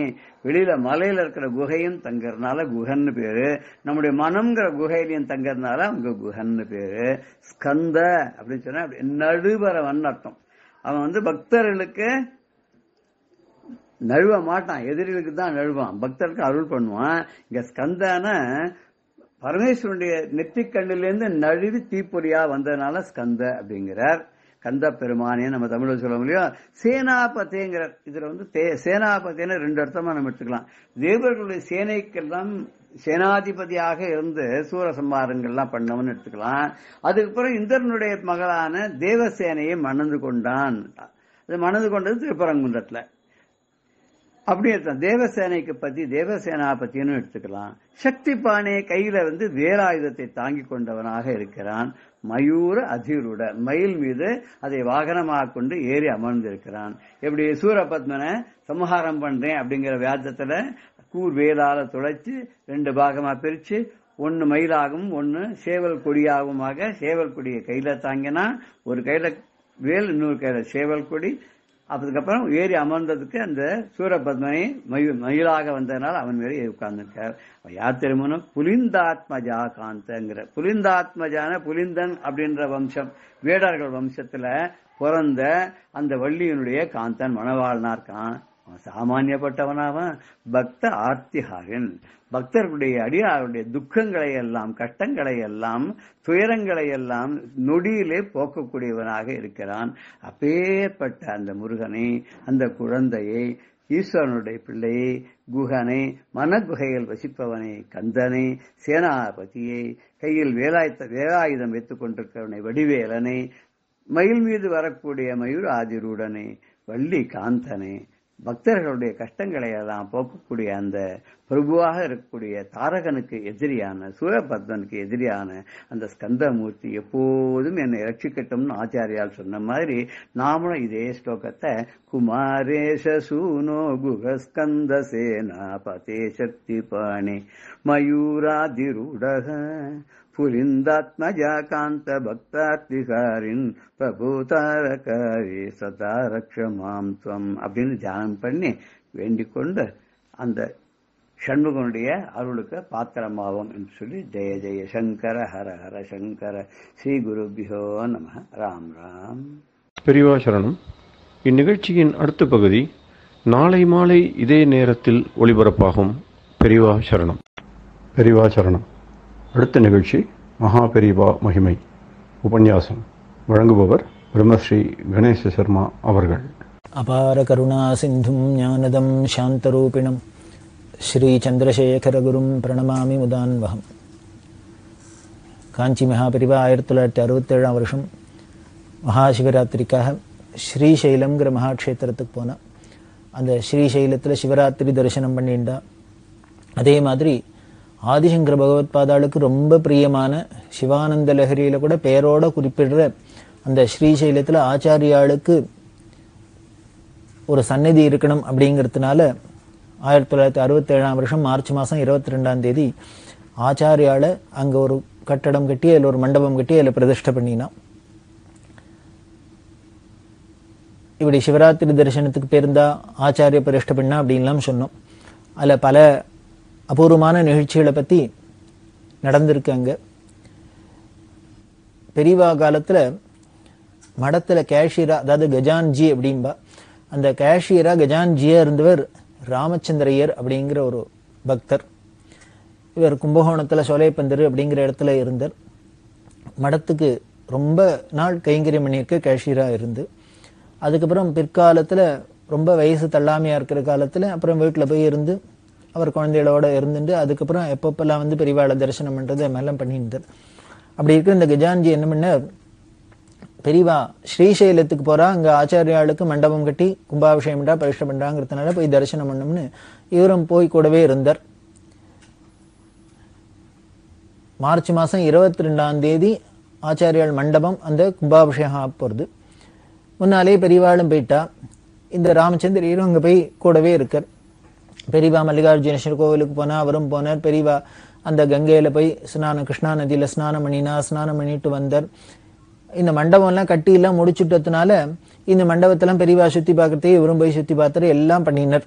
இப்படி இருக்கிறது 22ஆம் தேதி கும்பாபிஷேகம் போறது. 5 நாளைக்கு முன்னால என்ன பண்ணா, 17ஆம் தேதி அவரை கூப்பிட்டு, ராமச்சந்திரா ஊருக்கு போயிட்டு வா அப்படின்னு சொல்லி அக்ஷத பிரசாதம் எல்லாம் பிரசாதத்தை கொடுத்து ஊருக்கு போயிட்டு வான்னு உத்தரவு கொடுத்தா. அவர் ராமச்சந்திரன் சொன்னார், இன்னும் 4 நாள் இருக்கு இந்த ஆச்சாரியர் மண்டப கும்பாபிஷேகத்துக்கு, இவ்வளவு தூரம் வந்துட்டேன், அதனால அதை தரிசனம் பண்ணிட்டு போயிடுறேனே அப்படின்னு. பெரியவா உத்தரவு பண்ணிட்டாள்னா அங்க ஒன்றும் எதிர்த்து பேச முடியாது, கேட்கிறோம். இருந்தாலும் இத அவர் சொன்னார், 4 நாள் தானே இருக்கு, இருந்து தரிசனம் பண்ணிட்டு போறேன். பெரியவா சொன்னா, அதான் நான் 4 நாளைக்கு உட்காந்து பார்த்து தரிசனம் பண்ணிட்டேன், மல்லிகார்ஜுனனோட தரிசனம் பண்ணியாச்சு, ஆச்சாரியால் மண்டபத்தையும் பார்த்தாச்சு, எல்லாம் பண்ணியாச்சு. அதுக்கப்புறம் என்ன பண்ணோம், அதான் நீ தான் எல்லாத்தையும் பார்த்துட்டியே, அதனால நீ கிளம்பி போயிட்டு வா, ஊருக்கு போ அப்படின்னா. அவரால் அதுக்கு மேல ஒன்றும் தட்ட முடியல. சரி கிளம்புறதே பிரசாதம் கொடுத்த பெரியவா என்ன பண்ணா, பாதுகை கொடுத்தா. அவருக்கு பாதுகையும் கொடுத்து பிரசாதத்தையும் கொடுத்துட்டு என்ன பண்ணு, நேர ஊருக்கு போனேன். அவர் உடனே ஸ்ரீசைலத்திலேருந்து கிளம்பி மெட்ராஸ் வரணும். மெட்ராஸ்ல ஒரு பொண்ணு இருக்கா. பெரியவா கிட்ட நீ புள்ள திருச்சியில இருக்க, திருச்சியில நேஷனல் காலேஜில் பெரிய ப்ரொஃபஸரா இருந்தார், பேராசிரியர் ராதாகிருஷ்ணன் அப்படின்னு. இன்னைக்கு இருக்கிற பல தமிழ் வித்வான்களுக்கு, தமிழ் அறிஞர்களுக்கெல்லாம் அவர் ஆசிரியராக இருந்திருக்கார். இந்த ராமச்சந்திரோட புள்ள தான் ப்ரொஃபஸர் ராதாகிருஷ்ணன். அவர் நேஷனல் காலேஜில் பெரிய ப்ரொஃபஸராக இருந்தார், தமிழ் பண்டிதர். அவர் புள்ள திருச்சியில இருக்கார், பொண்ணு மெட்ராஸ்ல இருக்கா. அதனால இந்த ராமச்சந்திரன் என்ன பண்ணார், ஸ்ரீசைலத்திலேருந்து வரத்தே மெட்ராஸ்ல வந்து பொண்ணு வீட்டுல இறங்கிவிட்டு அப்புறம் திருச்சிக்கு போகணும். பெரியவா கிட்ட மெட்ராஸ்க்கு போனா பட்டணத்துல பொண்ணாத்துல தங்குவியோ அப்படின்னு. போறேன் என்னன்னு தெரியல அப்படின்னு. தங்க வேண்டாம், உடனே போய் குளிச்சு சாப்பிட்டு கிளம்பி உடனே திருச்சிக்கு போயிடு அப்படின்னு உத்தரவு பண்ணிட்டா. அதாவது பெரியவா என்ன பண்ணா, 4 நாளைக்கு கும்பாபிஷேகம் 4 நாள் முன்னால அவருக்கு பிரசாதம் கொடுத்து ராமச்சந்திரர் ஊருக்கு போகணும்னு சொன்னா, அப்படி ஊருக்கு போகணும்னு சொல்லி பிரசாதம் கொடுத்த பெரியவா என்ன பண்ணா, வழியில பொண்ணு வீட்டுல தங்கிடாத நிறைய நாள் உடனே கிளம்பி புள்ளையிட்ட போயிடு, திருச்சிக்கு போயிடு அப்படின்னு உத்தரவு. காரணம் என்ன புரிய போறது, இனிமேதான் தெரிய போறது. இப்படி உடனே கிளம்பி வந்தவர் நேர பொண்ணு வீட்டுக்கு வந்தார். குளிச்சு சாப்பிட்டுட்டு உடனே ஊருக்கு கிளம்புறேன் அப்படின்னா பொண்ணு சொன்னா, என்னப்பா வந்திருக்கேள், 2 நாள் இருந்துட்டு போகக்கூடாது. இல்ல பெரியவா உத்தரவு, தங்கிடாத நேர திருச்சிக்கு போயிடு, பிள்ளையாத்துக்கு போயிடுன்னு சொல்லிக்கா, அதனால அங்க போறேன்னு. இவர் திருச்சிக்கு போனார், பிள்ளை வீட்டுல போனார். அங்க 2 நாள் இருந்தார். 3ஆம் நாள் இவர் காலமாயிட்டார். அங்க ஸ்ரீசைலத்துல கும்பாபிஷேகம் நடக்க போறது, இங்க திருச்சியில இவர் காலமாயிட்டார். என்ன சொல்லுவேன், பெரியவாள திருக்கால ஞானின்னு வெறுமனை சாதாரணமா சொன்னா போருமா என்ன? ராமச்சந்திரருக்கு புரியல, கூட இருந்தவாளுக்கெல்லாம் புரியல. பாவம் வயசானவர், மடத்துல இத்தனை கைங்கரியம் பண்ணியிருக்கார், கஜான்ஜியா இருந்திருக்கார். அவர் வந்திருக்கார், இப்படி பெரிய கும்பாபிஷேக வைபவம் நடக்க போறது, அதுல அவர் வந்து கலந்துக்கிறது வந்திருக்கிறவள பெரியவா மெனக்கிட்டு எல்லாம் பார்த்துட்டு எல்லாம் பார்த்தாச்சு, நீ ஊருக்கு போகணும் பிரசாதம் கொடுத்து அனுப்பிச்சா நமக்கு லௌகீக ரீதியா பார்த்தா நமக்கு என்னமோ தோன்றதோ இல்லையோ. ஆனா பெரியவா எத்தனை காரியம் நடந்துட்டு இருக்கு, எல்லாத்துலயும் கவனத்தோட பண்ணிட்டு இருக்கிற பெரியவா ஒரு கஜான்ஜி ராமச்சந்திரையருக்கு இன்னும் 4 நாள் தான் ஆயுசு அப்படிங்கறத எப்படி நோட் பண்றான்னு தெரியுது. அப்படி பண்றதுனாலதான், திருக்கால ஞானியா இருக்கிறதுனாலதான் உடனே பிரசாதத்தை குடிச்சு ஊருக்கு போக முடியுமா சொல்லி அந்த ஊரையும் பொண்ணு வீட்டுல இருக்காத நேர புள்ள வீட்டுக்கு போயிடு அப்படின்னு சொல்ற அப்படின்னு சாஸ்திரம் சொல்றது. காசியில பிராணம் போச்சுன்னா மோட்சம், அருணாச்சலம் அப்படின்னு அந்த ஸ்மரணையோடய அந்த போற காலத்துல அருணாச்சல ஸ்மரண திருவண்ணாமலை ஸ்மரணம் வந்ததுன்னா மோட்சம். இல்ல அந்த சமயத்துல பார்த்து நடராஜாவை தரிசனம் பண்ணிட்டு சிதம்பரம் தரிசனத்தை பண்ணிட்டு அப்படியே பிராணனை விட்டோம்னா மோட்சம். இப்படி இதெல்லாம் கிடைச்சா மோட்சம். அப்படி எல்லாம் இல்லைன்னா என்ன பண்ண முடியும்? அதுவா புத்திர சந்நிதோ அப்படிங்கிற. அப்படி இதெல்லாம் இல்லைன்னா புள்ளையோட மடியில புள்ளையோட உட்காந்துன்னு புள்ளைக்கு சன்னதியில அவனுக்கு எய்த்தாப்புல பிராணனை வெட்டினா உனக்கு மோட்சம் அப்படின்னே சொல்றது சாஸ்திரம். இந்த சாஸ்திர வார்த்தைக்காக தான் போல இருக்கு பெரியவா பொண்ணு வீட்டுல தங்கிடாது நேர உடனே புள்ளையிட்ட போ அப்படின்னு உத்தரவு பண்ணியிருக்கா. அப்படின்னா எப்படி தெரியறது பாருங்க பெரியவாளோட அந்த திருக்கால ஞானி அவ சர்வேஸ்வரன் அப்படிங்கிறதுக்கு. இத்தனை காரியங்களுக்கு நடுப்பரியும் ராமச்சந்திரருக்கு இப்படி ஒண்ணு வந்துட்டு இருக்குங்கிறது தெரியுது. அதுதான் பெரியவாள்கிட்ட. சரி, உடனே நமக்கு உங்களுக்கு சந்தேகம் வரலாம், பெரியவாளுக்கு தான் ராமச்சந்திரருக்கு ஏதோ யமன் வந்திருக்கான்னு இவர் பார்த்துட்டாரோ இல்லையோ ஞான திருஷ்டியில, இவருக்கு 4 நாள் தான் ஆயுசுன்னு தெரிஞ்சுட்டு தொல்லியோ, இவ தான் சர்வசக்தன் அப்படின்லாம் சொல்றாளு, அந்த யமனை வராத தடுத்திருக்கலாமே, போஸ்ட்போன் பண்ணிருக்கலாமே, அட்லீஸ்ட் ஏதானும் பண்ணிருக்கலாமே பெரியவா, ஏன் அப்படி பண்ணல அப்படின்னு நமக்கு ஒரு சந்தேகம் வரும். அப்படி பண்ணாதனாலதான் அவ ஈஸ்வரன். ஒரு பெரிய ஃபேக்டரி வச்சிருக்கிற ஒரு பெரிய முதலாளி இருக்கார் அப்படின்னா தனக்கு கீழே காரியத்தை நிர்வாகத்துக்காக பல மேனேஜர்ஸ் எல்லாம் வச்சுருக்கார். அப்படின்னா அந்த மேனேஜர்ஸ்க்கெல்லாம் இவர் என்ன பண்ணியிருக்காரு, பவரை டெலிகேட் பண்ணியிருக்கார். அவளுக்குன்னு ஒரு காரியத்தை கொடுத்துருக்கார், நியமனம் பண்ணி கொடுத்துருக்கார். அப்படின்னா அந்தந்த காரியத்தை அவ பண்றதை இவர் குறுக்க ஒன்னுத்தையும் போய் தலையிடக்கூடாது. அவள்கிட்ட ஒரு சுதந்திரம் கொடுத்து அவளுக்கு பவரை டெலிகேட் பண்ணியாச்சுன்னா அவ தன்னோட பவர் படி என்னென்ன காரியம் பண்ணணுமோ எந்தெந்த வேலையில எப்படி அவளுக்கு தெரியும், எப்போ எது பண்ணணும், எப்போ எது சரி நல்லது தப்புன்னு. அந்த குவாலிஃபிகேஷன் இருக்கிறதுனால, அந்த தகுதி இருக்கிறதுனால தானே அவளை மேனேஜராகவே நியமனம் பண்றோம். அப்படி பண்ணி அவள்கிட்ட கொடுத்தாச்சுன்னா அவள்கிட்ட போய் நம்ம ஒவ்வொன்றுத்துலையும் இன்டர்ஃபியர் பண்ணக்கூடாது. ரொம்ப அத்தியாவசியமா ஏதானு இருந்தாவனா நாம போய் எங்க தலையிடலாமே வழிய, அப்படி இல்லைன்னா அதுல தலையிடக்கூடாது. அப்படியே விட்டுறாப்புல தான் ஈஸ்வரனா இருந்தா கூட என்ன பண்ணுவேன்னு அவளுக்கு கால நியதிப்படி பிராரப்தப்படி என்னென்ன நடக்கணும்னு தேவதைகள்லாம் நியமனம் பண்ணி அது நடந்துட்டு இருக்கோ அதுல போய் ஈஸ்வரன் தலையிட மாட்டார். அதை போலதான் இங்கேயும் பெரியவா என்ன பண்ணா அந்த பிராரப்தத்துல என்ன டெஸ்டினி அப்படின்னு சொல்லக்கூடிய விதியில போய் கைய வைக்க மாட்டா, அதுல இன்டர்ஃபியர் பண்ண மாட்டா. ஞானிகள் நினைச்சா என்ன வேணா பண்ணலாம். அப்படி பண்ண முடியுமாங்கிறதுக்கும் நமக்கு புராணங்கள்ல இருந்து கிடைக்கிறது. என்னென்ன, ஒரு மார்க்கண்டேய சரித்திரம், ஒரு பகவத்பாதாள் சரித்திரம், இதெல்லாமே கிடைக்கிறது. அவளுக்கு எக்ஸ்டெண்ட் பண்ணி அவளை இருக்க வைக்கணும்னாலும் அவ இருக்க வைக்கலாம். இன்னும் பெரியவா வைபவத்திலேயே பார்க்க போறோம், பெரியவா மகாத்மியத்திலேயே மகிமையிலேயே பார்க்க போறோம். பல பேருக்கு என்னமே போயிடுத்து அப்படின்னு இருந்தவாள்லாம் வச்சிருக்கா, காப்பாத்திருக்கா. மடத்துல மயிலாப்பூர் சுவாமிகள் அப்படின்னு பத்மநாபர் ஐயர் அப்படின்னு அவருக்கு பேரு. அப்புறம் மயிலாப்பூர் சுவாமிகள் அப்படின்பா. அவர் எப்படி சுவாமிகளா ஆனார்னா மயிலாப்பூர்ல என்ன இந்த பெரியவா சொன்ன இந்த பிடியரிசி எல்லாம் கலெக்ட் பண்ணியிருந்தார். வீடு வீடா போய் கலெக்ட் பண்ணிட்டு அங்கங்க பெரியவா சொன்ன இடத்துக்கெல்லாம் அதை விநியோகம் பண்றது எல்லாம் கைங்கரியம் பண்ணியிருந்தார். அப்படி இருந்தவர் என்ன பண்ணார், அப்புறம் மடத்திலேயே பெரியவாள்கிட்ட இருந்தார். எதனால இருந்தார் அப்படின்னா, இந்த பத்மநாபருக்கு திடீர்னு கன்னத்துல ஒரு பெரிய இந்த கேன்சர் மாதிரி கட்டி அது வந்துடுத்து. வந்தா ரொம்ப பெருசா போச்சு. டாக்டர்ஸ் எல்லாம் பார்த்துட்டு என்ன பண்ணா, இவருக்கு வாரக்கணக்கு நாள் கணக்கு சொன்னா. இவர் 1 வாரம் இருப்பார், 4 நாள் இருப்பார் அப்படின்லாம் சொல்லிட்டே வந்தா. இதை அவ குடும்பத்துல பெரியவாள்கிட்ட சொன்னா, அப்பாவுக்கு இது மாதிரி ஆயிடுத்து, டேட்டு சொல்லிட்டா இன்னைக்கு போயிடுவா நாளைக்கு போயிடுவாங்கிறா, இன்னும் 1 வாரம் தான் இருப்பார், 10 நாள் தான் இருப்பாங்கிறா, 1 வாரம் தான் இருப்பாங்கிற, 4 நாள் தான் இருப்பாங்கிற அப்படின்னு. அப்படியா சொன்னா அப்படின்ட்டு, நீ அப்போ ஒண்ணு பண்ணு, அவருக்கு சன்னியாசம் கொடுத்துரு, ஏற்பாடு பண்ணு, சன்னியாசம் கொடுத்துரு சொல்லு அப்படின்னு. மடத்துலேருந்தே பெரியவா அனுப்பிச்சா சன்னியாசம் கொடுக்கணும் அப்படிங்கிறதுக்கு ஏற்பாடு பண்ணதுக்கு விஷயம் சொல்லி அனுப்பிச்சுட்டா. அவருக்கு தெரிஞ்சது சன்னியாசம் கொடுத்துடலாம் அப்படின்னா சன்னியாசமும் ஆபத் சன்னியாசம் கொடுக்கப்பட்டது. ஆனா 1 வாரம் ஆச்சு, 4 நாள் ஆச்சு, டாக்டர் சொன்ன கெடு எல்லாம் தாண்டி எடுத்து இவருக்கு இம்ப்ரூவ் ஆயிடுத்து, ஹெல்த் உடம்பு குணமாக ஆரம்பிச்சிடுத்து. பார்த்தா டாக்டர்ஸ் எல்லாம் ஆச்சரியமா இருந்தது, என்னமோ இப்படி பேட போறாரு அப்படின்னா இவருக்கு சன்னியாசம் கொடுத்தோன்னே உடம்பு திரும்பி சௌக்கியமாக ஆரம்பிச்சுடுத்து, ஒரு வழியா குணமாயிட்டார். இப்ப சன்னியாசமா ஆயிட்டு வீட்டுக்கு அழிச்சுன்னு போக முடியாது. அதனால என்ன பண்ணா, பெரியவா நேரம் மடத்துக்கு அழிச்சுன்னு வந்துருன்ட்டா. நேரம் மடத்துக்கு வந்தார். அதுக்கப்புறம் மடத்துல சுவாமிகளா இருந்து பல வருஷங்கள் இருந்து அப்புறம் சித்தியான அப்படின்னா இதுல தெரியுது. இந்த மயிலாப்பூர் சுவாமிகள் கேஸ்ல 1 வாரம் போயிடுவார், 10 நாள் போயிடுவார் அப்படிங்கிறத எக்ஸ்டெண்ட் பண்ணி வருஷக்கணக்கா இருக்கிறாப்புலையும் வைக்க முடிஞ்சது. அதுக்கு ஒரு சன்னியாசத்தை அனுகிரகம் பண்ணினா. இங்க பார்த்தா மேலூர் இந்த கஜான்ஜி ராமச்சந்திரையருக்கு 4 நாள் தான் இருக்குன்னு தெரிஞ்சுன்னு நீ போய் உன்னோட சன்னதியில போய் உனக்கு நல்ல கதி அடையட்டும் அப்படின்னு பிரசாதத்தையும் கொடுத்து அனுப்பிச்சிருக்க அப்படின்னா ரெண்டையும் பண்ண முடியும். அதுவும் பண்ண முடியும், இதுவும் பண்ண முடியும். ஆனா யாருக்கு எப்போ என்ன பண்ணுவாங்கிறது நமக்கு தெரியாது. அந்த அவளோட பிராரப்தத்தை பொறுத்தது, அவளோட புண்ணிய பலனை பொறுத்தது தான் அமையும். அப்படி இந்த ஸ்ரீசைலத்தில் இருக்கிறதே தான் இந்த கஜான்ஜி ராமச்சந்திரையருக்கு அவருக்கு காலம் நெருங்கின்னு இருக்கு அப்படின்னு தெரிஞ்சுன்னு பெரியவா உடனேயே பிரசாதத்தை கொடுத்து வீட்டுக்கு போய் அவர் காலமானார் அப்படிங்கிறது தெரியுது. இந்த ஸ்ரீசைலத்தில் பெரியவா இருக்கிறதே ஜிஆர் நடராஜையர் அப்படின்னு சென்னையில் ஒரு பெரிய பக்தர், கோவிந்தபுரத்தை சேர்ந்தவா.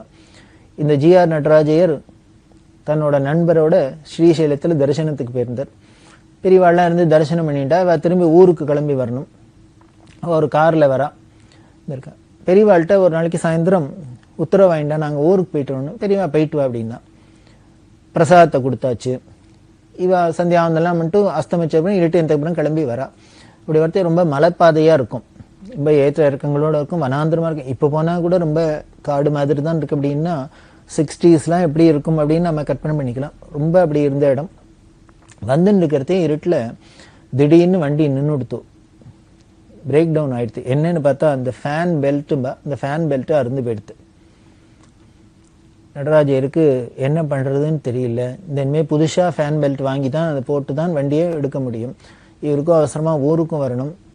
வழியில் நடுப்புற நின்று கொடுத்து என்ன பண்ணுறதுன்னு தெரியல. இருட்டாவோ இருக்கு, ராத்திரி ஆகிடுத்து. அங்கே துஷ்ட மிருகங்கள்லாம், புலி சிங்கம் இல்லைன்னா துஷ்ட மிருகங்கள்லாம் ரொம்ப சகஜமாக நடமாடுற இடம். ராவேளையில் இவ பத்திரமாவும் இருந்தாகணும். என்ன பண்ணுறதுன்னு தெரியல. உடனே பார்த்தா பக்கத்தில் ஏதாவது ஒதுங்கிறதுக்கு இடம் வந்தால் பார்ப்போம், நைட்டு அங்கே ஸ்டே பண்ணிப்போம். பொழுது விடிஞ்சோன்னு வெளிச்சம் வந்தோடனே ஊருக்குள்ளே எங்கேயானும் போய் நாம் ஃபேன் பெல்ட்டை வாங்கிட்டு வந்து மாற்றிட்டு ஊருக்கு போகலாம், கண்டினியூ பண்ணலாம் அப்படின்னு நினச்சிட்டு போகிறா. பக்கத்தில் ஒரு கொஞ்சம் தூரத்தில் ஒரு பெட்ரோல் பங்க் இருந்தது. அந்த பெட்ரோல் பங்கில் போய் சொல்லிட்டு இருந்தா, ராத்திரி இங்கே இருக்கும், காடு வனாந்திரமாக இருக்குது, இங்கே இருக்கும் பாதுகாப்பா, பொழுது விடிஞ்சோன்னு நாங்கள் போகிறோம் அப்படின்னா அவளும் சரி அப்படின்னா. இவாளும் உட்காந்துன்னு இருக்கா. இப்படி உட்காந்துன்னு இருக்கிறது ஒரு கூட இந்த நண்பருக்கு ஒரு சந்தேகம். அவர் கேட்டார், நம்ம பெரியவாள்கிட்ட சொல்லி உத்தரவு வாங்கிட்டு தானே வந்தோம், பெரியவா பிரசாதமும் கொடுத்தா, இப்படி பெரியவா பிரசாதத்தை வாங்கிட்டு உத்தரவோடு வந்து நம்ம எப்படி நடுப்புற இவ்வளோ சிரமம் வராப்பில் ஆகிடுதே, நம்ம கஷ்டப்படுறாப்பில் ஆகிடுதே, இப்படி நமக்கு இது மாதிரி ஆக போகிறதுன்னு பெரியவாளுக்கு தெரிஞ்சிருந்துன்னா நம்மளை தடுத்து நிறுத்திருக்கலாமோ இல்லையோ. இப்போ ராத்திரி போக வேண்டாம், கார்த்தால போகணும்னு ஏதானு சொல்லியிருக்கலாமோ இல்லையோ, ஏன் சொல்லலை? அப்படி சொல்லாத விட்டுட்டாளே, பெரியவா பிரசாதம் கொடுத்தும் உத்தரவு வாங்கிட்டு வந்தும் இப்படி நடுப்புற நாம கஷ்டப்படுறாப்புல ஆயிடுச்சு அப்படின்னு அவர் தாப்பமாக பேசினது. நடராஜர் எல்லாம் ஒன்றும் சொல்லலை. அது பெரியவா எதுக்கு பண்ணுறா என்னங்கிறது அதை உணர்ந்தவாளுக்கு தெரியும். அவர் விஷாத இருந்தார். அப்படி இருக்கிறதே இந்த பெட்ரோல் பங்கில் கார் போடுறதுக்கு இன்னொருத்தர் வந்தா. ஒரு கார் வந்து நின்றுது. அந்த காரில் இருந்தவர் இறங்கி போய் பெட்ரோல்லாம் போடுறார். பெட்ரோலை போட்டுன்னு அவர் பாட்டுக்கு பணத்தை கொடுத்துட்டு போகலாம். ஆனால் அவர் என்ன பண்ணினார், இந்த நடராஜரை வாழ்கிட்ட வந்து பேச்சு கொடுத்தார். நீங்கள் யார், எங்கே இப்படி உட்காந்துருக்கேள்? ஏன்னா ஒன்றும் அதிகமாக கூட்டம் இல்லாத ஜனசந்தடி இல்லாத இடத்துல யாரான்னு இருந்தாக்க நம்மளே அறியாத பேசுவோம். கேட்டால் நடராஜர் தன்னோட விஷயத்தை சொன்னேன், நான் இங்கே போய் ஸ்ரீசைலத்துக்கு போய்ட்டு வரோம், பெரியவாளை தரிசனம் பண்ணிட்டு வரோம், வர வழியில் என் ஃபேன் எங்கள் வண்டி ரிப்பேர் ஆகிடுத்து, அதனால் கண்டினியூ பண்ண முடியல ட்ராவலை, இங்கே உட்காந்துன்னு இருக்கோம், பொழுது விடிட்டுன்னு காத்துன்னு இருக்கோம். அவர்கிட்ட என்ன உங்கள் வண்டியில் ப்ராப்ளம் அப்படின்னு. வேற ஒன்றும் பெருசாக ஒன்றும் இல்லை, ஃபேன் பெல்ட் அறுந்து போயிடுத்து, அதனால என்னால் கண்டினியூ பண்ண முடியல, கடைக்கு போய் தான் ஃபேன் பெல்ட் வாங்கணும். உடனே வந்தவர் அவர் சிரிச்சுட்டே சொன்னேன், கவலைப்படாதீங்கோ, ஈஸ்வர அனுகிரகம், நான் எங்கே போனாலும் வெளியில் பொறுத்தே சில விஷயங்கள்லாம் ஸ்பேர் பார்ட்ஸ் எடுத்துன்னு போவேன் கையோட. இது மாதிரி எதானே எமர்ஜென்சி ஆகிடுச்சுன்னா இருக்கட்டும்ங்கிறதுக்காக தற்காப்புக்கு அப்படி எடுத்துன்னு வந்தாலே என்னோட ஃபேன் பெல்ட் இருக்குது ஸ்பேர், அதை உங்களுக்கு கொடுக்குறேன், நீங்கள் போட்டுங்கோ, நீங்கள் ஊருக்கு போகலாம், கண்டினியூ பண்ணலாம் அப்படின்னு. இப்போ நடராஜருக்கும் அவன் நண்பருக்கெல்லாம் ஆச்சரியமாக வந்து, யாரோ அசரீரி மாதிரி நடு வழியில் கும்பிட போன தெய்வம் மாதிரி எத்தாப்பில் வந்து அவராகவே பேச்சு கொடுத்தவர் ஏதோ ஆஹா அப்படியா அப்படி ஆயிடுத்தான்னு உடனே அவரும் நம்மளுக்கு சேர்ந்துட்டு ஒரு அனுதாபத்தை தெரிவிச்சுட்டு போகாத, அவர் கையில் ஏதோ எக்ஸ்ட்ராவாக ஸ்பேர் இருக்குது, அதை தரேன், நீங்கள் போகலாம், உங்களுக்கு உபயோகமாக இருக்குன்னு சொல்கிறாருன்னு ஆச்சரியமாக இருந்தது. பாருங்க, இதெல்லாம் ஒரு ஒரு வனாந்தரத்தில் நடுக்காட்டில் நடக்கிறது அப்படின்னா எங்கேருந்து எப்படி நடக்க முடியும்? அந்த ஈஸ்வர அனுகிரகம் இல்லைன்னா, பெரியவா அனுகிரகம் இல்லைன்னா. சொன்னா இவளுக்கு ஆச்சரியமா இருந்தது. ஆனா அதுல ஒரு சிக்கல் என்னன்னா, அந்த வந்திருக்கிற ஃபியட் கார்ல வந்திருக்கார். அவர் அவரோட வண்டிக்கு தான் ஸ்பேர்லாம் எடுத்துன்னு வரதா சொல்லியிருக்கார். அதனால நடராஜர் சொன்னார், நீங்க ஒத்தாசை பண்ணேன்னு சொல்றது கேட்கறதுக்கு நன்னா இருக்கு, சந்தோஷமா இருக்கு, ரொம்ப நன்றி. ஆனா உங்களோட வண்டியோ ஃபியட் வண்டி என்னோடது அம்பாசடர் வண்டி, அதனால உங்களோட ஃபேன் பெல்ட்டு என்னோட வண்டிக்கு சூட் ஆகாது, நீங்க கொடுத்தா கூட நான் அதை உபயோகப்படுத்த முடியாத இருக்கு, நான் என்ன பண்ணுவேன் அப்படின்னு. அதுக்கு அந்த ஃபியட்காரர் சொன்னார் சிரிச்சுட்டே, இல்லை இல்லை அதுவும் ஈஸ்வர அனுகிரகம், என்னோட வண்டி ஃபியட் தான், ஆனா என்கிட்ட ஸ்பேர் இருக்கிறது அம்பாசடர் பெல்ட்ன்னு. இவளுக்கு ஷாக்கா இருந்தது, என்ன அது ஃபியட் வண்டிக்காரர் ரொம்ப இவ்வளவு ஜாகிரதையா இருக்கிறவர், ஸ்பேரை தூக்கின்னு வருவேங்கிறவர், எப்படி அவர்கிட்ட மட்டும் அம்பாசடர் வந்து எப்படின்னா அவர் கதையை சொன்னார். நேற்றுக்கு நாங்கள் இங்கே வரத்துக்கு முன்னால என்னோட டிரைவர்கிட்ட சொல்லி இந்த மாதிரி ஸ்பேர் பார்ட்ஸ் எல்லாம் கடையிலேருந்து வாங்கிட்டு வர சொன்னேன். அப்படி கடையில் போய் அவர் வாங்குறதே அந்த இவர் ஃபேன் பெல்ட்னு கேட்டிருக்காரு போல இருக்கு அந்த டிரைவர், அந்த கடைக்காரன் என்ன பண்ணிக்க எடுத்து கொடுத்துருக்காரு. கொடுக்கறதே என்ன ஆயிடுதுன்னா அம்பாசடர் பெல்ட்டா வந்துருத்தது. அதை இந்த டிரைவரும் கவனிக்கல போல இருக்கு, வாங்கிட்டு வீட்டுக்கு வந்துட்டு, வீட்டுக்கு வந்தா அந்த எஜமானர் பார்த்தார், என்ன அது அம்பாசடர் பெல்ட் வாங்கிட்டு வந்திருக்க அப்படின்னு அவர் சொன்னா, ஆஹா நான் கவனிக்கல சார், வேணா கொடுங்க நான் போய் மாத்தின்னு வரேன் அப்படின்னா, அந்த எஜமானருக்கு என்ன தோணித்தது இல்லை, அதெல்லாம் வேண்டாம் விடு, இனிமேல் திருப்பி போய் கடையில போய் மாத்திட்டு கிடக்கட்டும் அப்படியே, அப்புறம் வந்து பார்த்துக்கலாம் அப்படின்னு விட்டார். சரி, அங்க வீட்லயே தெரிஞ்சுட்டு வாங்கிட்டு வந்த அந்த ஃபேன் பெல்ட் இவா வண்டிக்கு சூட் ஆகாது, ஃபியட் பெல்ட் இல்லை அம்பாசடர் பெல்ட்னு, அப்ப அதை வீட்லயே வச்சுட்டு வந்திருக்க வேண்டியதானே, அதையும் வைக்கல, அதையும் தூக்கி வண்டியில வச்சுன்னு வந்தா எதுக்குன்னு. இங்க ஒரு அம்பாசடர் பெல்ட் இருந்து ஒரு பெரியவா பக்தர் குரு கைங்கரு சிகாமணி ஒண்ணு நின்று இருக்க வழியில இதுக்கு ஒத்தாசை பண்ணணுங்கிறதுக்காக போல இருக்கு. இந்த கதையை சொன்னார், என்னோட பெல்ட் இல்லைன்னாலும் நான் எடுத்துன்னு வந்துட்டேன், அது இப்படி உங்களுக்காதானு இப்பதான் தெரியறது அப்படின்னு சொல்லிட்டு அந்த கொடுத்தா இவாளுக்கு ஒரே அப்படியே ஷாக்குன்னா ஆச்சரியமா இருந்தது. நேத்திக்கு முத நாளே போய் கடைக்காரங்கையில உட்காந்துட்டு ஃபேன் பெல்ட் மாத்தி வச்சுட்டாளே, இவாளுக்கு இன்னைக்கு ஃபேன் பெல்ட் அருந்து இடர் வட போறதுங்கிறதுனால தான் முந்திண்டு முன்னாலேயே ஃபேன் பெல்ட்டை அங்கேயே அனுகிரகம் பண்ணியாச்சு. அனுகிரகம் பண்ணினது கடைக்காரங்கையில உட்காந்து மாத்தினத்தோட இல்ல, அவர் வண்டியிலையும் தூக்கி போட்டுன்னு எடுத்துன்னு வராப்பிலையும் பண்ணிட்டு இருக்கா, அவ இதோ வந்துட்டே இருக்கா. அப்படிங்கிறதுனாலதான் பெரியவா என்ன பண்ணினான்னு பிரசாதத்தை கொடுத்து போயிட்டு ஆட்சியம் மாதிரி. இதான் மகான்களோட வாக்கு, அவ பிரசாத விசேஷம். அங்க போய் நாம இடத்துக்கு போய் பெரியவா கையால ஒரு பிரசாதத்தை கொடுக்கறா அப்படின்னா, அவ அனுகிரகம் பண்ணிட்டான்னா அந்த கடாட்சம் பட்டுருத்துன்னா, அதுக்கப்புறம் எந்த ஒரு இடைஞ்சலா இருந்தாலும் நமக்கு இடைஞ்சல் வரலாம், வந்தா கூட அது இப்படிதான் மலை போல வருது. இப்படி பிரசாத விசேஷம், அவளோட அனுகிரக விசேஷம், கடாட்ச விசேஷம். அப்படி இந்த நடராஜருக்கு நடந்தது. அதுவும் இந்த ஸ்ரீசைலத்துல நடராஜர் ஃபேமிலியில சொல்லுவா, ஸ்ரீசைலம் அப்படின்னாலே பெரியவா, ஸ்ரீசைலம் அப்படின்னாலே மறக்க முடியாத இருக்கு. இப்படி எல்லாம் ஒரு அதிசயம் நடக்கிறது. அந்த ஸ்ரீசைலத்துல பெரியவா இருக்கிறதே பல நாள் அங்க இருந்தா. அதுல பெரியவா ஸ்ரீசைலத்துக்குள்ள போறதே அங்க ஒரு ஆதிவாசிகள், ட்ரைபல்ஸ் அப்படின்னு சொல்லக்கூடிய, செஞ்சூஸ் அப்படின்னு சொல்லுவா, செஞ்சுக்கள் அப்படின்னு. அந்த ஆதிவாசிகள்லாம் முதல்ல அவ காட்டுவாசிகளா இருந்ததுனால இது மாதிரி ஒரு பெரிய கூட்டத்தோடலாம் போனா அவளுக்கு பயமா இருக்கும். என்னைக்குமே பார்க்கறதுக்கு ரொம்ப மொரடு மாதிரி இருக்கிறவெல்லாம் உள்ளுக்குள்ள ரொம்ப சாஃப்டா இருப்பா. பார்த்தாதான் அவளை பார்த்தா நமக்கு என்னமோ பயமா இருக்கும் அந்த பர்சனாலிட்டியை பார்த்தா. ஆனா பார்த்தா அவளோட பழகி பார்த்தோம்னா அவளோட குணாதிசயங்களும் அவளோட அந்த மென்மையும் நமக்கு ரொம்ப அதிசயமா இருக்கிறாப்புல இருக்கும். அது மாதிரிதான் இந்த செஞ்சூஸும் இருந்திருக்கா. ஆதிவாசிகளா இருக்கா, கையில் என்னமோ சூழங்கெல்லாம் எல்லாத்தையும் வச்சுட்டு ஈட்டி எம்புன்னு வச்சுன்னு அப்படி எல்லாம் இருக்கா. அப்படி இருந்தவா இவாளை பார்த்துட்டு பயந்துன்னு முதல்ல உள்ள விட மாட்டேன்னா, அப்புறம் பெரியவாளை பார்த்ததுக்கு அப்புறம் மடத்துல எல்லாரும் வழியில காவ காக்குறது முதலான கைங்கரியெல்லாம் பண்ண ஆரம்பிச்சுட்டா. ஏன்னா காட்டு மிருகங்கள்லாம் நடந்துட்டு இருக்கு, ராத்திரியில எல்லாரும் படுத்துன்னு தூங்கிட்டு இருக்கா, யானை இருக்கு, பசுமாடு இருக்கு, அது இருக்கு, இது இருக்கு, எல்லாம் இருக்கிறதுனால இந்த செஞ்சூஸ்லாம் பாரா மாதிரி தீவிர இருந்துன்னு காவல்லாம் காத்திருக்கா. அப்படி கைங்கரியெல்லாம் பண்ணியிருந்தா. பெரியவா ஸ்ரீசைலத்தை விட்டு வரப்போறா. இந்த விஷயம் இந்த செஞ்சூஸ்க்கு தெரிஞ்சது.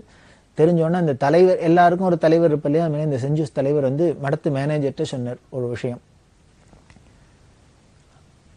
என்ன சொன்னார் அப்படின்னார், நாளைக்கு நாங்கள்லாம் எங்க ஜனங்கள் எல்லாரும் பெரியவாளை தரிசனம் பண்ணோம், பெரியவா எங்களுக்கு பிரத்யேகமா தனியா தரிசனம் கொடுக்கணும், பெரியவா அனுகிரகம் பண்ணணும் அப்படி எல்லாம் ஆசைப்பட்டா. ஆஹா அப்படின்னு பெரியவாள்கிட்ட போய் சொன்னா, ரொம்ப கைங்கரியம் பண்ணியிருக்காடா, எல்லாருக்கும் அவளுக்கு தான் முதல்ல பண்ணணும் அப்படின்ட்டு நாளை காலத்தால வர சொல்லு அப்படின்னா, அவள்லாம் எல்லாரும் தரிசனம் பண்ணா. எல்லாரும் குடும்பத்தோட வந்திருக்கா, ஆண்கள் பெண்கள் குழந்தைகள் எல்லாருமே வந்திருக்கா. எல்லாரும் அவளுக்கு உண்டான ஆச்சாரப்படி ஸ்நானம் பண்ணிட்டு இதெல்லாம் பெரியவாளை தரிசனம் பண்ணா. ஒவ்வொருத்தரையும் பெரியவா கேட்டு விசாரிச்சு அவளுக்கெல்லாம் குச்சலம் விசாரிச்சு எல்லாம் பண்ணி ஒவ்வொருத்தரோடையும் பேசி அவளுக்கு பிரசாதம் எல்லாம் கொடுத்து வஸ்திரங்கள் எல்லாம் கொடுத்து அனுகிரகம் பண்ணிட்டு திருப்தியா எல்லாருக்கும் நான் என்னோட காரியத்தை பார்க்க போகலாமா அப்படின்னா அவள்லாம் சொன்னா ரொம்ப திருப்தி, ரொம்ப சந்தோஷம். எங்களோட மல்லிகார்ஜுன சுவாமியே இங்க வந்திருக்கிற பெரியவா வடிவத்தில் அப்படின்னார். ஏன்னா அந்த செஞ்சுஸ்கெல்லாம் என்னன்னார், அந்த ஸ்ரீசைலத்தில் இருக்க மல்லிகார்ஜுனருக்கு பேரு செஞ்சு மல்லையான்னு ஒரு பேர் உண்டு. அந்த ஸ்தல புராணத்துல சொல்றது, இந்த செஞ்சுக்கள் குலத்துல இந்த ஆதிவாசி குலத்துல வந்த ஒரு பெண் பரம பக்த எப்படி நமக்கு இங்க ஆண்டாள்னு பக்தியை கழிப்படுறோமோ அது மாதிரி அந்த செஞ்சு ட்ரைபல் ஸ்திரீ பக்தியா இருந்து தான் கல்யாணம் பண்ணினா அந்த மல்லிகார்ஜுனர் தான் கல்யாணம் பண்ணிப்பேன் அப்படின்னு தபஸ் இருந்து மல்லிகார்ஜுனர் கல்யாணம் பண்ணினதுனாலே அவருக்கு செஞ்சு மல்லையா அப்படின்னு பேரு அப்படின்னு இந்த ஸ்தல புராணங்கள்லாம் சொல்றது. அப்படி எங்களுக்கு ரொம்ப உறவு அந்யோன்யமான எங்க செஞ்சு மல்லையாவே அந்த பரமேஸ்வரனே பெரியவா ரூபத்துல வந்திருக்காரு அப்படின்லாம் அவ ரொம்ப சந்தோஷப்பட்டா. அப்படி சொல்லிட்டு அவ கிளம்புறதுக்கு உத்தரவு கொடுத்தா பெரியவா. உடனே அவர் அந்த தலைவர் வந்து பெரியவாள்கிட்ட என்னமோ அந்த மேனேஜர் சொன்னார். அவர் இல்லைன்னு கையாட்டின்னு பெரியவா கேட்டா. அவன் என்ன கேட்கறான், நீ மாட்டேங்கிற அப்படின்னு. இல்ல அவ ஏதோ கேட்கறா அப்படின்னு. என்ன சொல்லு அப்படின்னு. அவளுக்கு ஏதோ டான்ஸ் ஆட தெரியுமா, அவ ஆடி பெரியவா பார்க்கணுங்கிற, இங்க அது மாதிரி ஆடியெல்லாம் பார்க்குற சம்பிரதாயம் இல்லைன்னு நான் சொல்லிட்டேன் அப்படின்னு. நீ பெரியவா நான் என்ன பண்ணுவேன் பண்ண மாட்டேன் நீனே சொல்லுவியா அப்படின்ட்டு கேட்குறான். சம்பிரதாயம் தான், யாரானும் இந்த ஆடினா நான் பார்க்கறது இல்லை, ஆனா இப்போ இவ ஆடி நான் பார்க்க போறேன் அப்படின்னு. ஏன்னா அவளோட பக்தி பாவம் அப்படி இருக்கு. அவ சந்தோஷம் படட்டும், ஆடட்டும் அப்படின்னு. எல்லாருக்கும் ஆச்சரியம். பெரிய பெரிய நடன சிகாமணிகள்லாம் வந்து ஆடுறத பார்க்காத பெரியவா ஒரு வஸ்திரம் கூட சரியா கட்டிக்க தெரியாது ஒரு ஆதிவாசிகள் ஆடுறேங்கிற, அதையும் பார்க்குறீங்கிறாளே சந்தோஷம். அதான் பக்தி. பக்திஸ்ய வசகோ பிரம்மா அப்படின்னு ஈஸ்வரன் பக்திக்கு தான் வசப்படுற. அவள்லாம் எல்லாருமே ஆடினா ஒரே ஒன்றும் புரியல, இன்னும் காரியம் வரையும் கித்துன்னு அப்படி இப்படின்னு சுற்றி அத்தனை பேர் பெரியவா அலி என்ன சொன்னா, அப்போ கூட தர்மஸ்வரூபம் பக்திக்கு கட்டுப்படும் அனுகிரகம்னா உடனே என்ன சொன்னா, வயசு இந்த ஸ்திரீகள்லாம் ஆடப்படாதுன்னு சொல்லு, குழந்தைகள் ஆடலாம் புருஷாலாம் ஆடலாம்னு சொல்லணும். எல்லாரும் ஆடி முடிச்ச உடனே பெரியவா கேட்டா, இப்ப சந்தோஷமா, பரம சந்தோஷம். சரி இவா எனக்கு முன்னால இப்ப என்ன ஆடினான்னு கேளு, இதுக்கு ஏதாவது வெரைட்டி உண்டா, என்ன ஆடினான்னு கேளுன்னு மேனேஜர் கிட்ட அவ சொன்னா, எங்களுக்கு உண்டு கல்யாணத்துல ஆடுறது, இந்த ஃபங்க்ஷனுக்கு அக்கேஷனுக்கு ஏத்தாப்புல ஆட்டங்கள்லாம் உண்டு. இப்போ நாங்க ஆடினது எங்களோட நெருங்கின உறவுகாரா வந்தா அந்த சந்தோஷத்துல என்ன ஆடுவோமோ அதை ஆடினோம்னு. இதை கேட்டவாளுக்கெல்லாம் அப்படியே கண்ணால தாரதாரையா தண்ணியது. ஒரு ஆதிவாசிகள் அவளுக்கு படிப்பறிவு இல்லை, ஒண்ணும் இல்லை. அவ சொல்றா, பெரியவாளை இப்பதான் பாக்குறா, பார்த்தோன்னா அவ மனசுல என்ன பாவம் வந்ததுன்னு, நம்மளோட நெருங்கின உறவுகாரர் அப்படின்னு வருதுன்னா, மனிதநேயம் அன்பு அப்படிங்கிறதுலாம் இதுக்கு மேலேயே வெளிப்படுத்த முடியும், உலகத்துல வெளிப்படும். அப்படி ஆதிவாசிகள் செஞ்சுக்களுக்கும் ஒரு உறவுகாரராக இருந்தவர் தான் நமது காஞ்சி மகா பெரியவான்னு சொல்லி, அப்பேற்பட்ட அந்த பக்தவத்சனோட பெருமையை நாம தொடர்ந்து அனுபவிக்கலாம். பெரியவா சரணம். இந்நிகழ்ச்சியின் அடுத்த பகுதி நாளை மாலை இதே நேரத்தில் ஒளிபரப்பாகும். பெரியவா சரணம். பெரியவா சரணம். அடுத்த நிகழ்ச்சி திருவாசக இன்னிசை. வழங்குபவர் ஸ்ரீ சத்குருநாத தேசிகர் அவர்கள். பெரியவா சரணம். திருச்சிற்றம்பலம். திரு அம்மானை செப்பார் முலை பங்கண் தென்னன் பெருந்துரையான்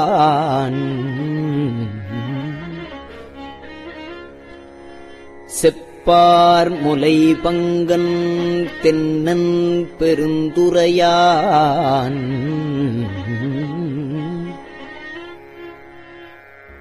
தப்பாமே தாளடைந்தார் நெஞ்சுருக்கும் தன்மையினான்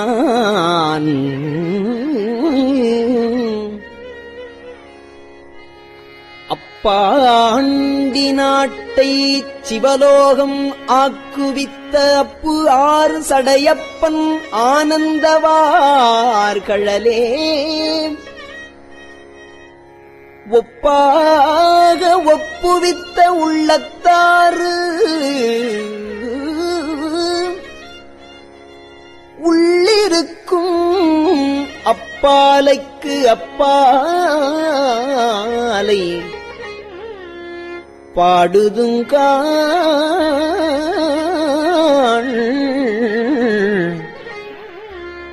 அம்மானாய்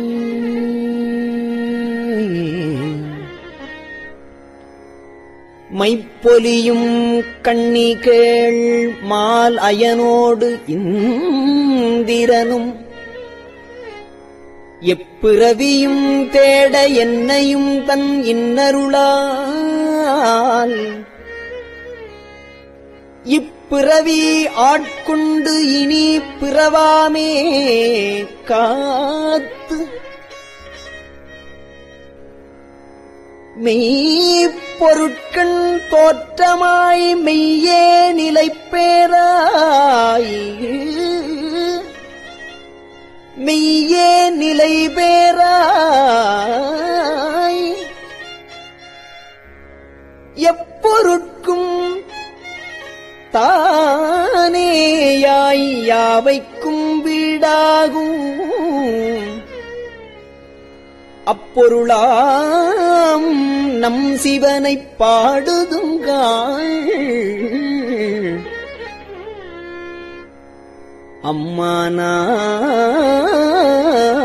அம்மானாய்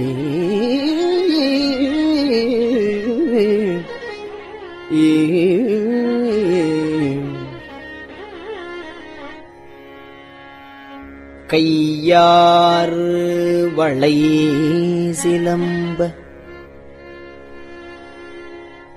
காதாறு குழையாட மையாறு குழல் புரள தேன்பாய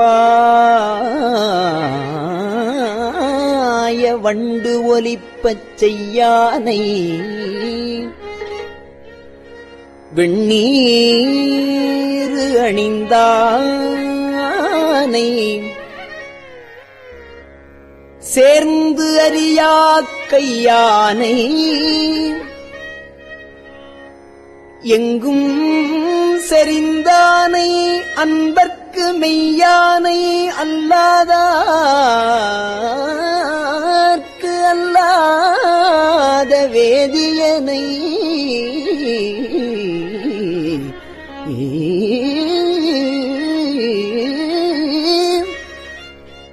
சேர்ந்தறியா கையானை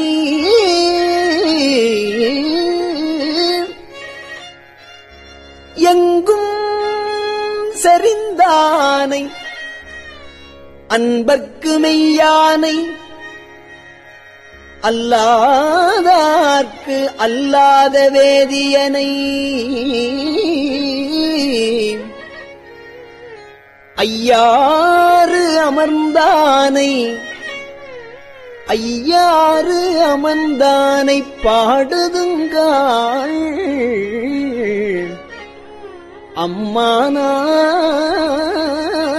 அம்மானாய் அம்மானாய்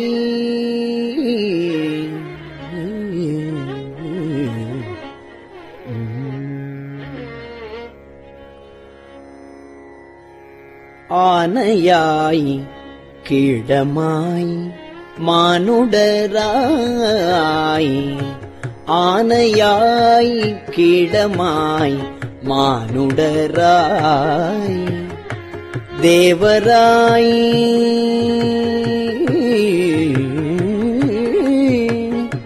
ஆனையாய் கீழமாய் மானுடராய் தேவராய்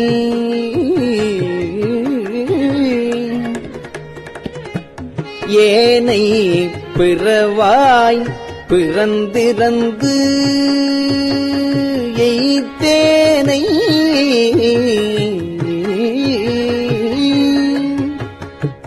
ஊனையும் நின்றுருக்கி என் வினையை ஓட்டுகந்து தேனையும் பாலையும் கண்ணலையும் ஒத்து இனிய கோனவன் போல் வந்து என்னை தன் தொழும்பில் கொண்டருளும் வானவன் பூங்கழலே பாடுதுங்காண் அம்மானாய்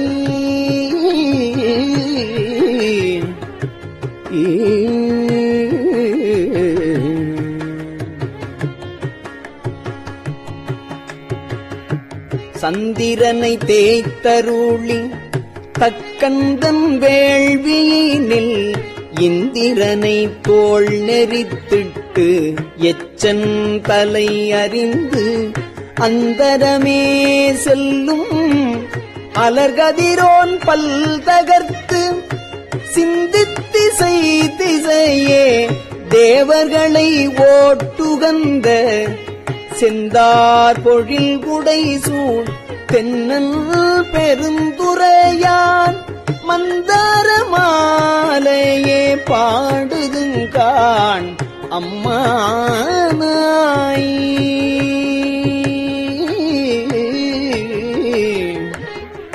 ஊனாய் உயிராய் உணர்வாய் என்னுள் கலந்து தேனாய் அமுதமுமாய் திங்கரும்பின் கட்டியுமாய் ஊனாய் உயிராய் உணர்வாய் என்னுள் கலந்து தேனாய் அமுதமுமாய் திங்கரும்பின் கட்டியுமாய் வானோர் அறியா வழியமக்கு தந்தருளும் தேனார் மலர்குன்றை சேவகனார் சீரொளி சேர் ஆனா அறிவாய் அளவிறந்த பல்வுயிர்க்கும் கோனாகி நின்றவா கூறுதுங்கான் அம்மானாய்.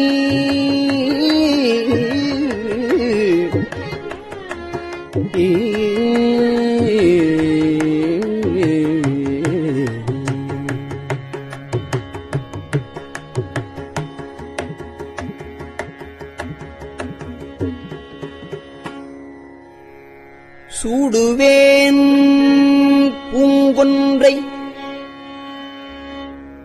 பூங்கொன்றை சூடுவேன் சூடிச் சிவன் திரள் தோள் கூடுவேன்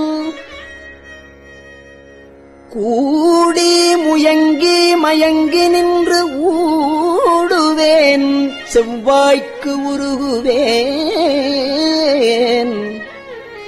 உள்ளுருகி தேடுவேன் தேடி சிவன் கடலே சிந்திப்பேன் வாடுவேன் சிவன் கடலே சிந்திப்பேன் வாடுவேன் பேர்த்தும் அலறுவேன் அனலேந்தி ஆடுவான்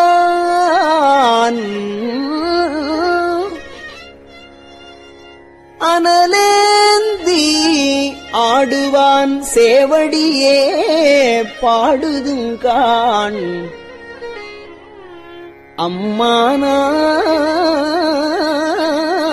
அம்மானாய். கிளிவந்த மென்மொழியாள் கேழ்கிளரும் பாதியனை வெளிவந்த மாலையனும் காண்பரிய வித்தகனை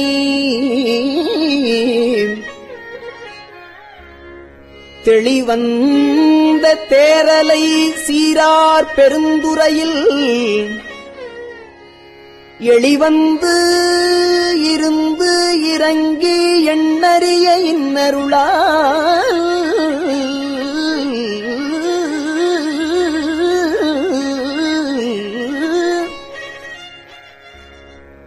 ஒளிவந்து என் உள்ளத்தின் உள்ளே ஒளிதிகழ அழிவந்த அந்தணனை பாடுதுங்கான் அம்மானாய்.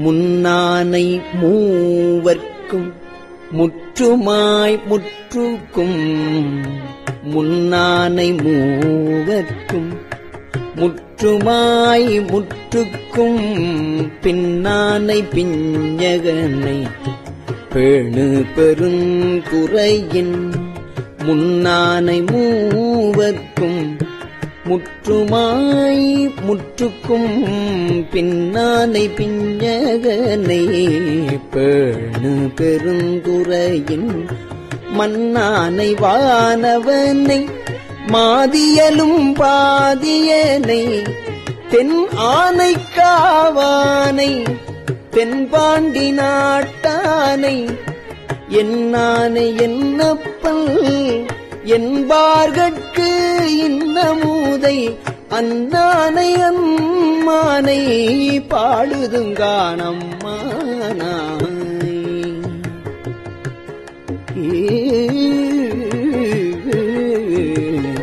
பெற்றி பிறக்கரிய பெம்மான் பெருந்துறையான் கொற்ற குதிரையின் மேல் வந்தருளி தன் அடியார் குற்றங்கள் நீக்கி குணங்கொண்டு கோதாட்டி சுற்றிய சுற்ற தொடரறுப்பான் தொல் புகழே பற்றி இப்பாசத்தை பற்று அரணாம் பற்றுவான் பற்றிய பேரானந்தம் பாடுதுங்கான் அம்மானாய்.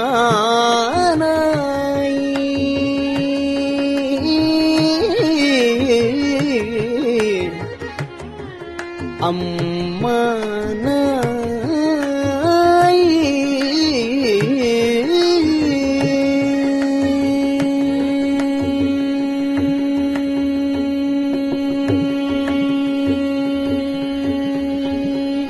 திருச்சிற்றம்பலம்.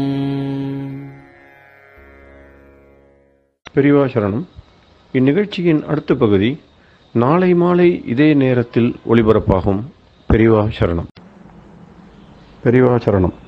பெரியவா வானொலியின் இன்றைய நிகழ்ச்சிகளின் நிறைவாக திருப்பொன்னூசல் வழங்குபவர் சத்குருநாத தேசிகர் அவர்கள். பெரியவா சரணம். திருச்சிற்றம்பலம். திருப்பொன்னூசல். கோலவரை குடுமி வந்து குவலயத்து சால அமுதுண்டு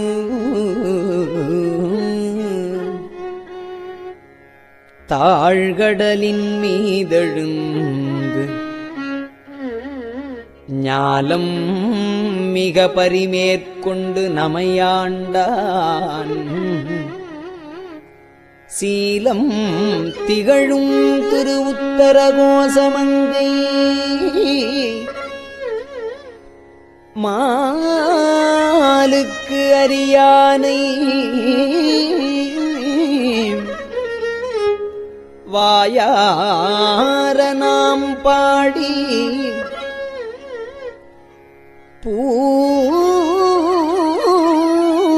பூலித்து அகங்குழைந்து பொன்னூசல்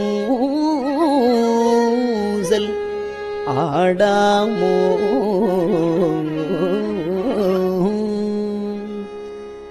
திருச்சிற்றம்பலம். கஞ்சிவய காமாட்சி தன் குழந்தாய் சங்கரே. கஞ்சிவய காமாட்சி தன் குழந்தாய் சங்கரே. குரு சந்திரசேகரே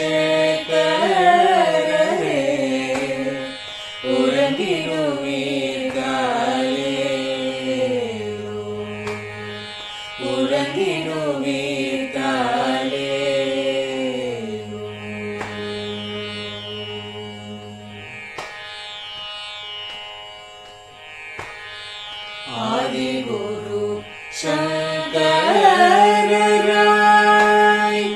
அன்றொரு நாள் வந்தவரே. 68 பீட்டபதி காலேரு ஏழுலகும் பூப்பவரே. காப்பவரே கரப்பவரே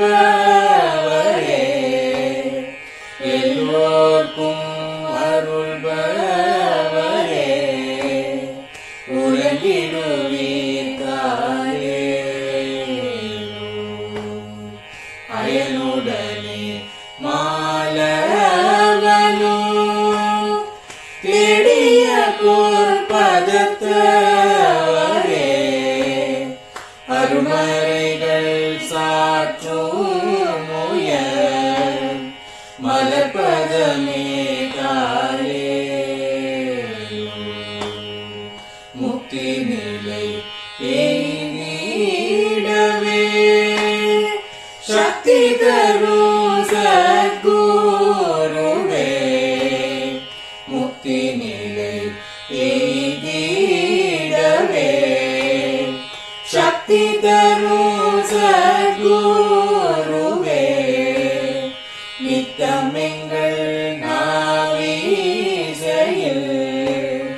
நித்திரை கொள்தாளே நித்தமெங்கள் நாவீசையில் நித்திரை கொள்தாளே நித்தமெங்கள் நாவீசையில் நித்திரை கொள்தாளே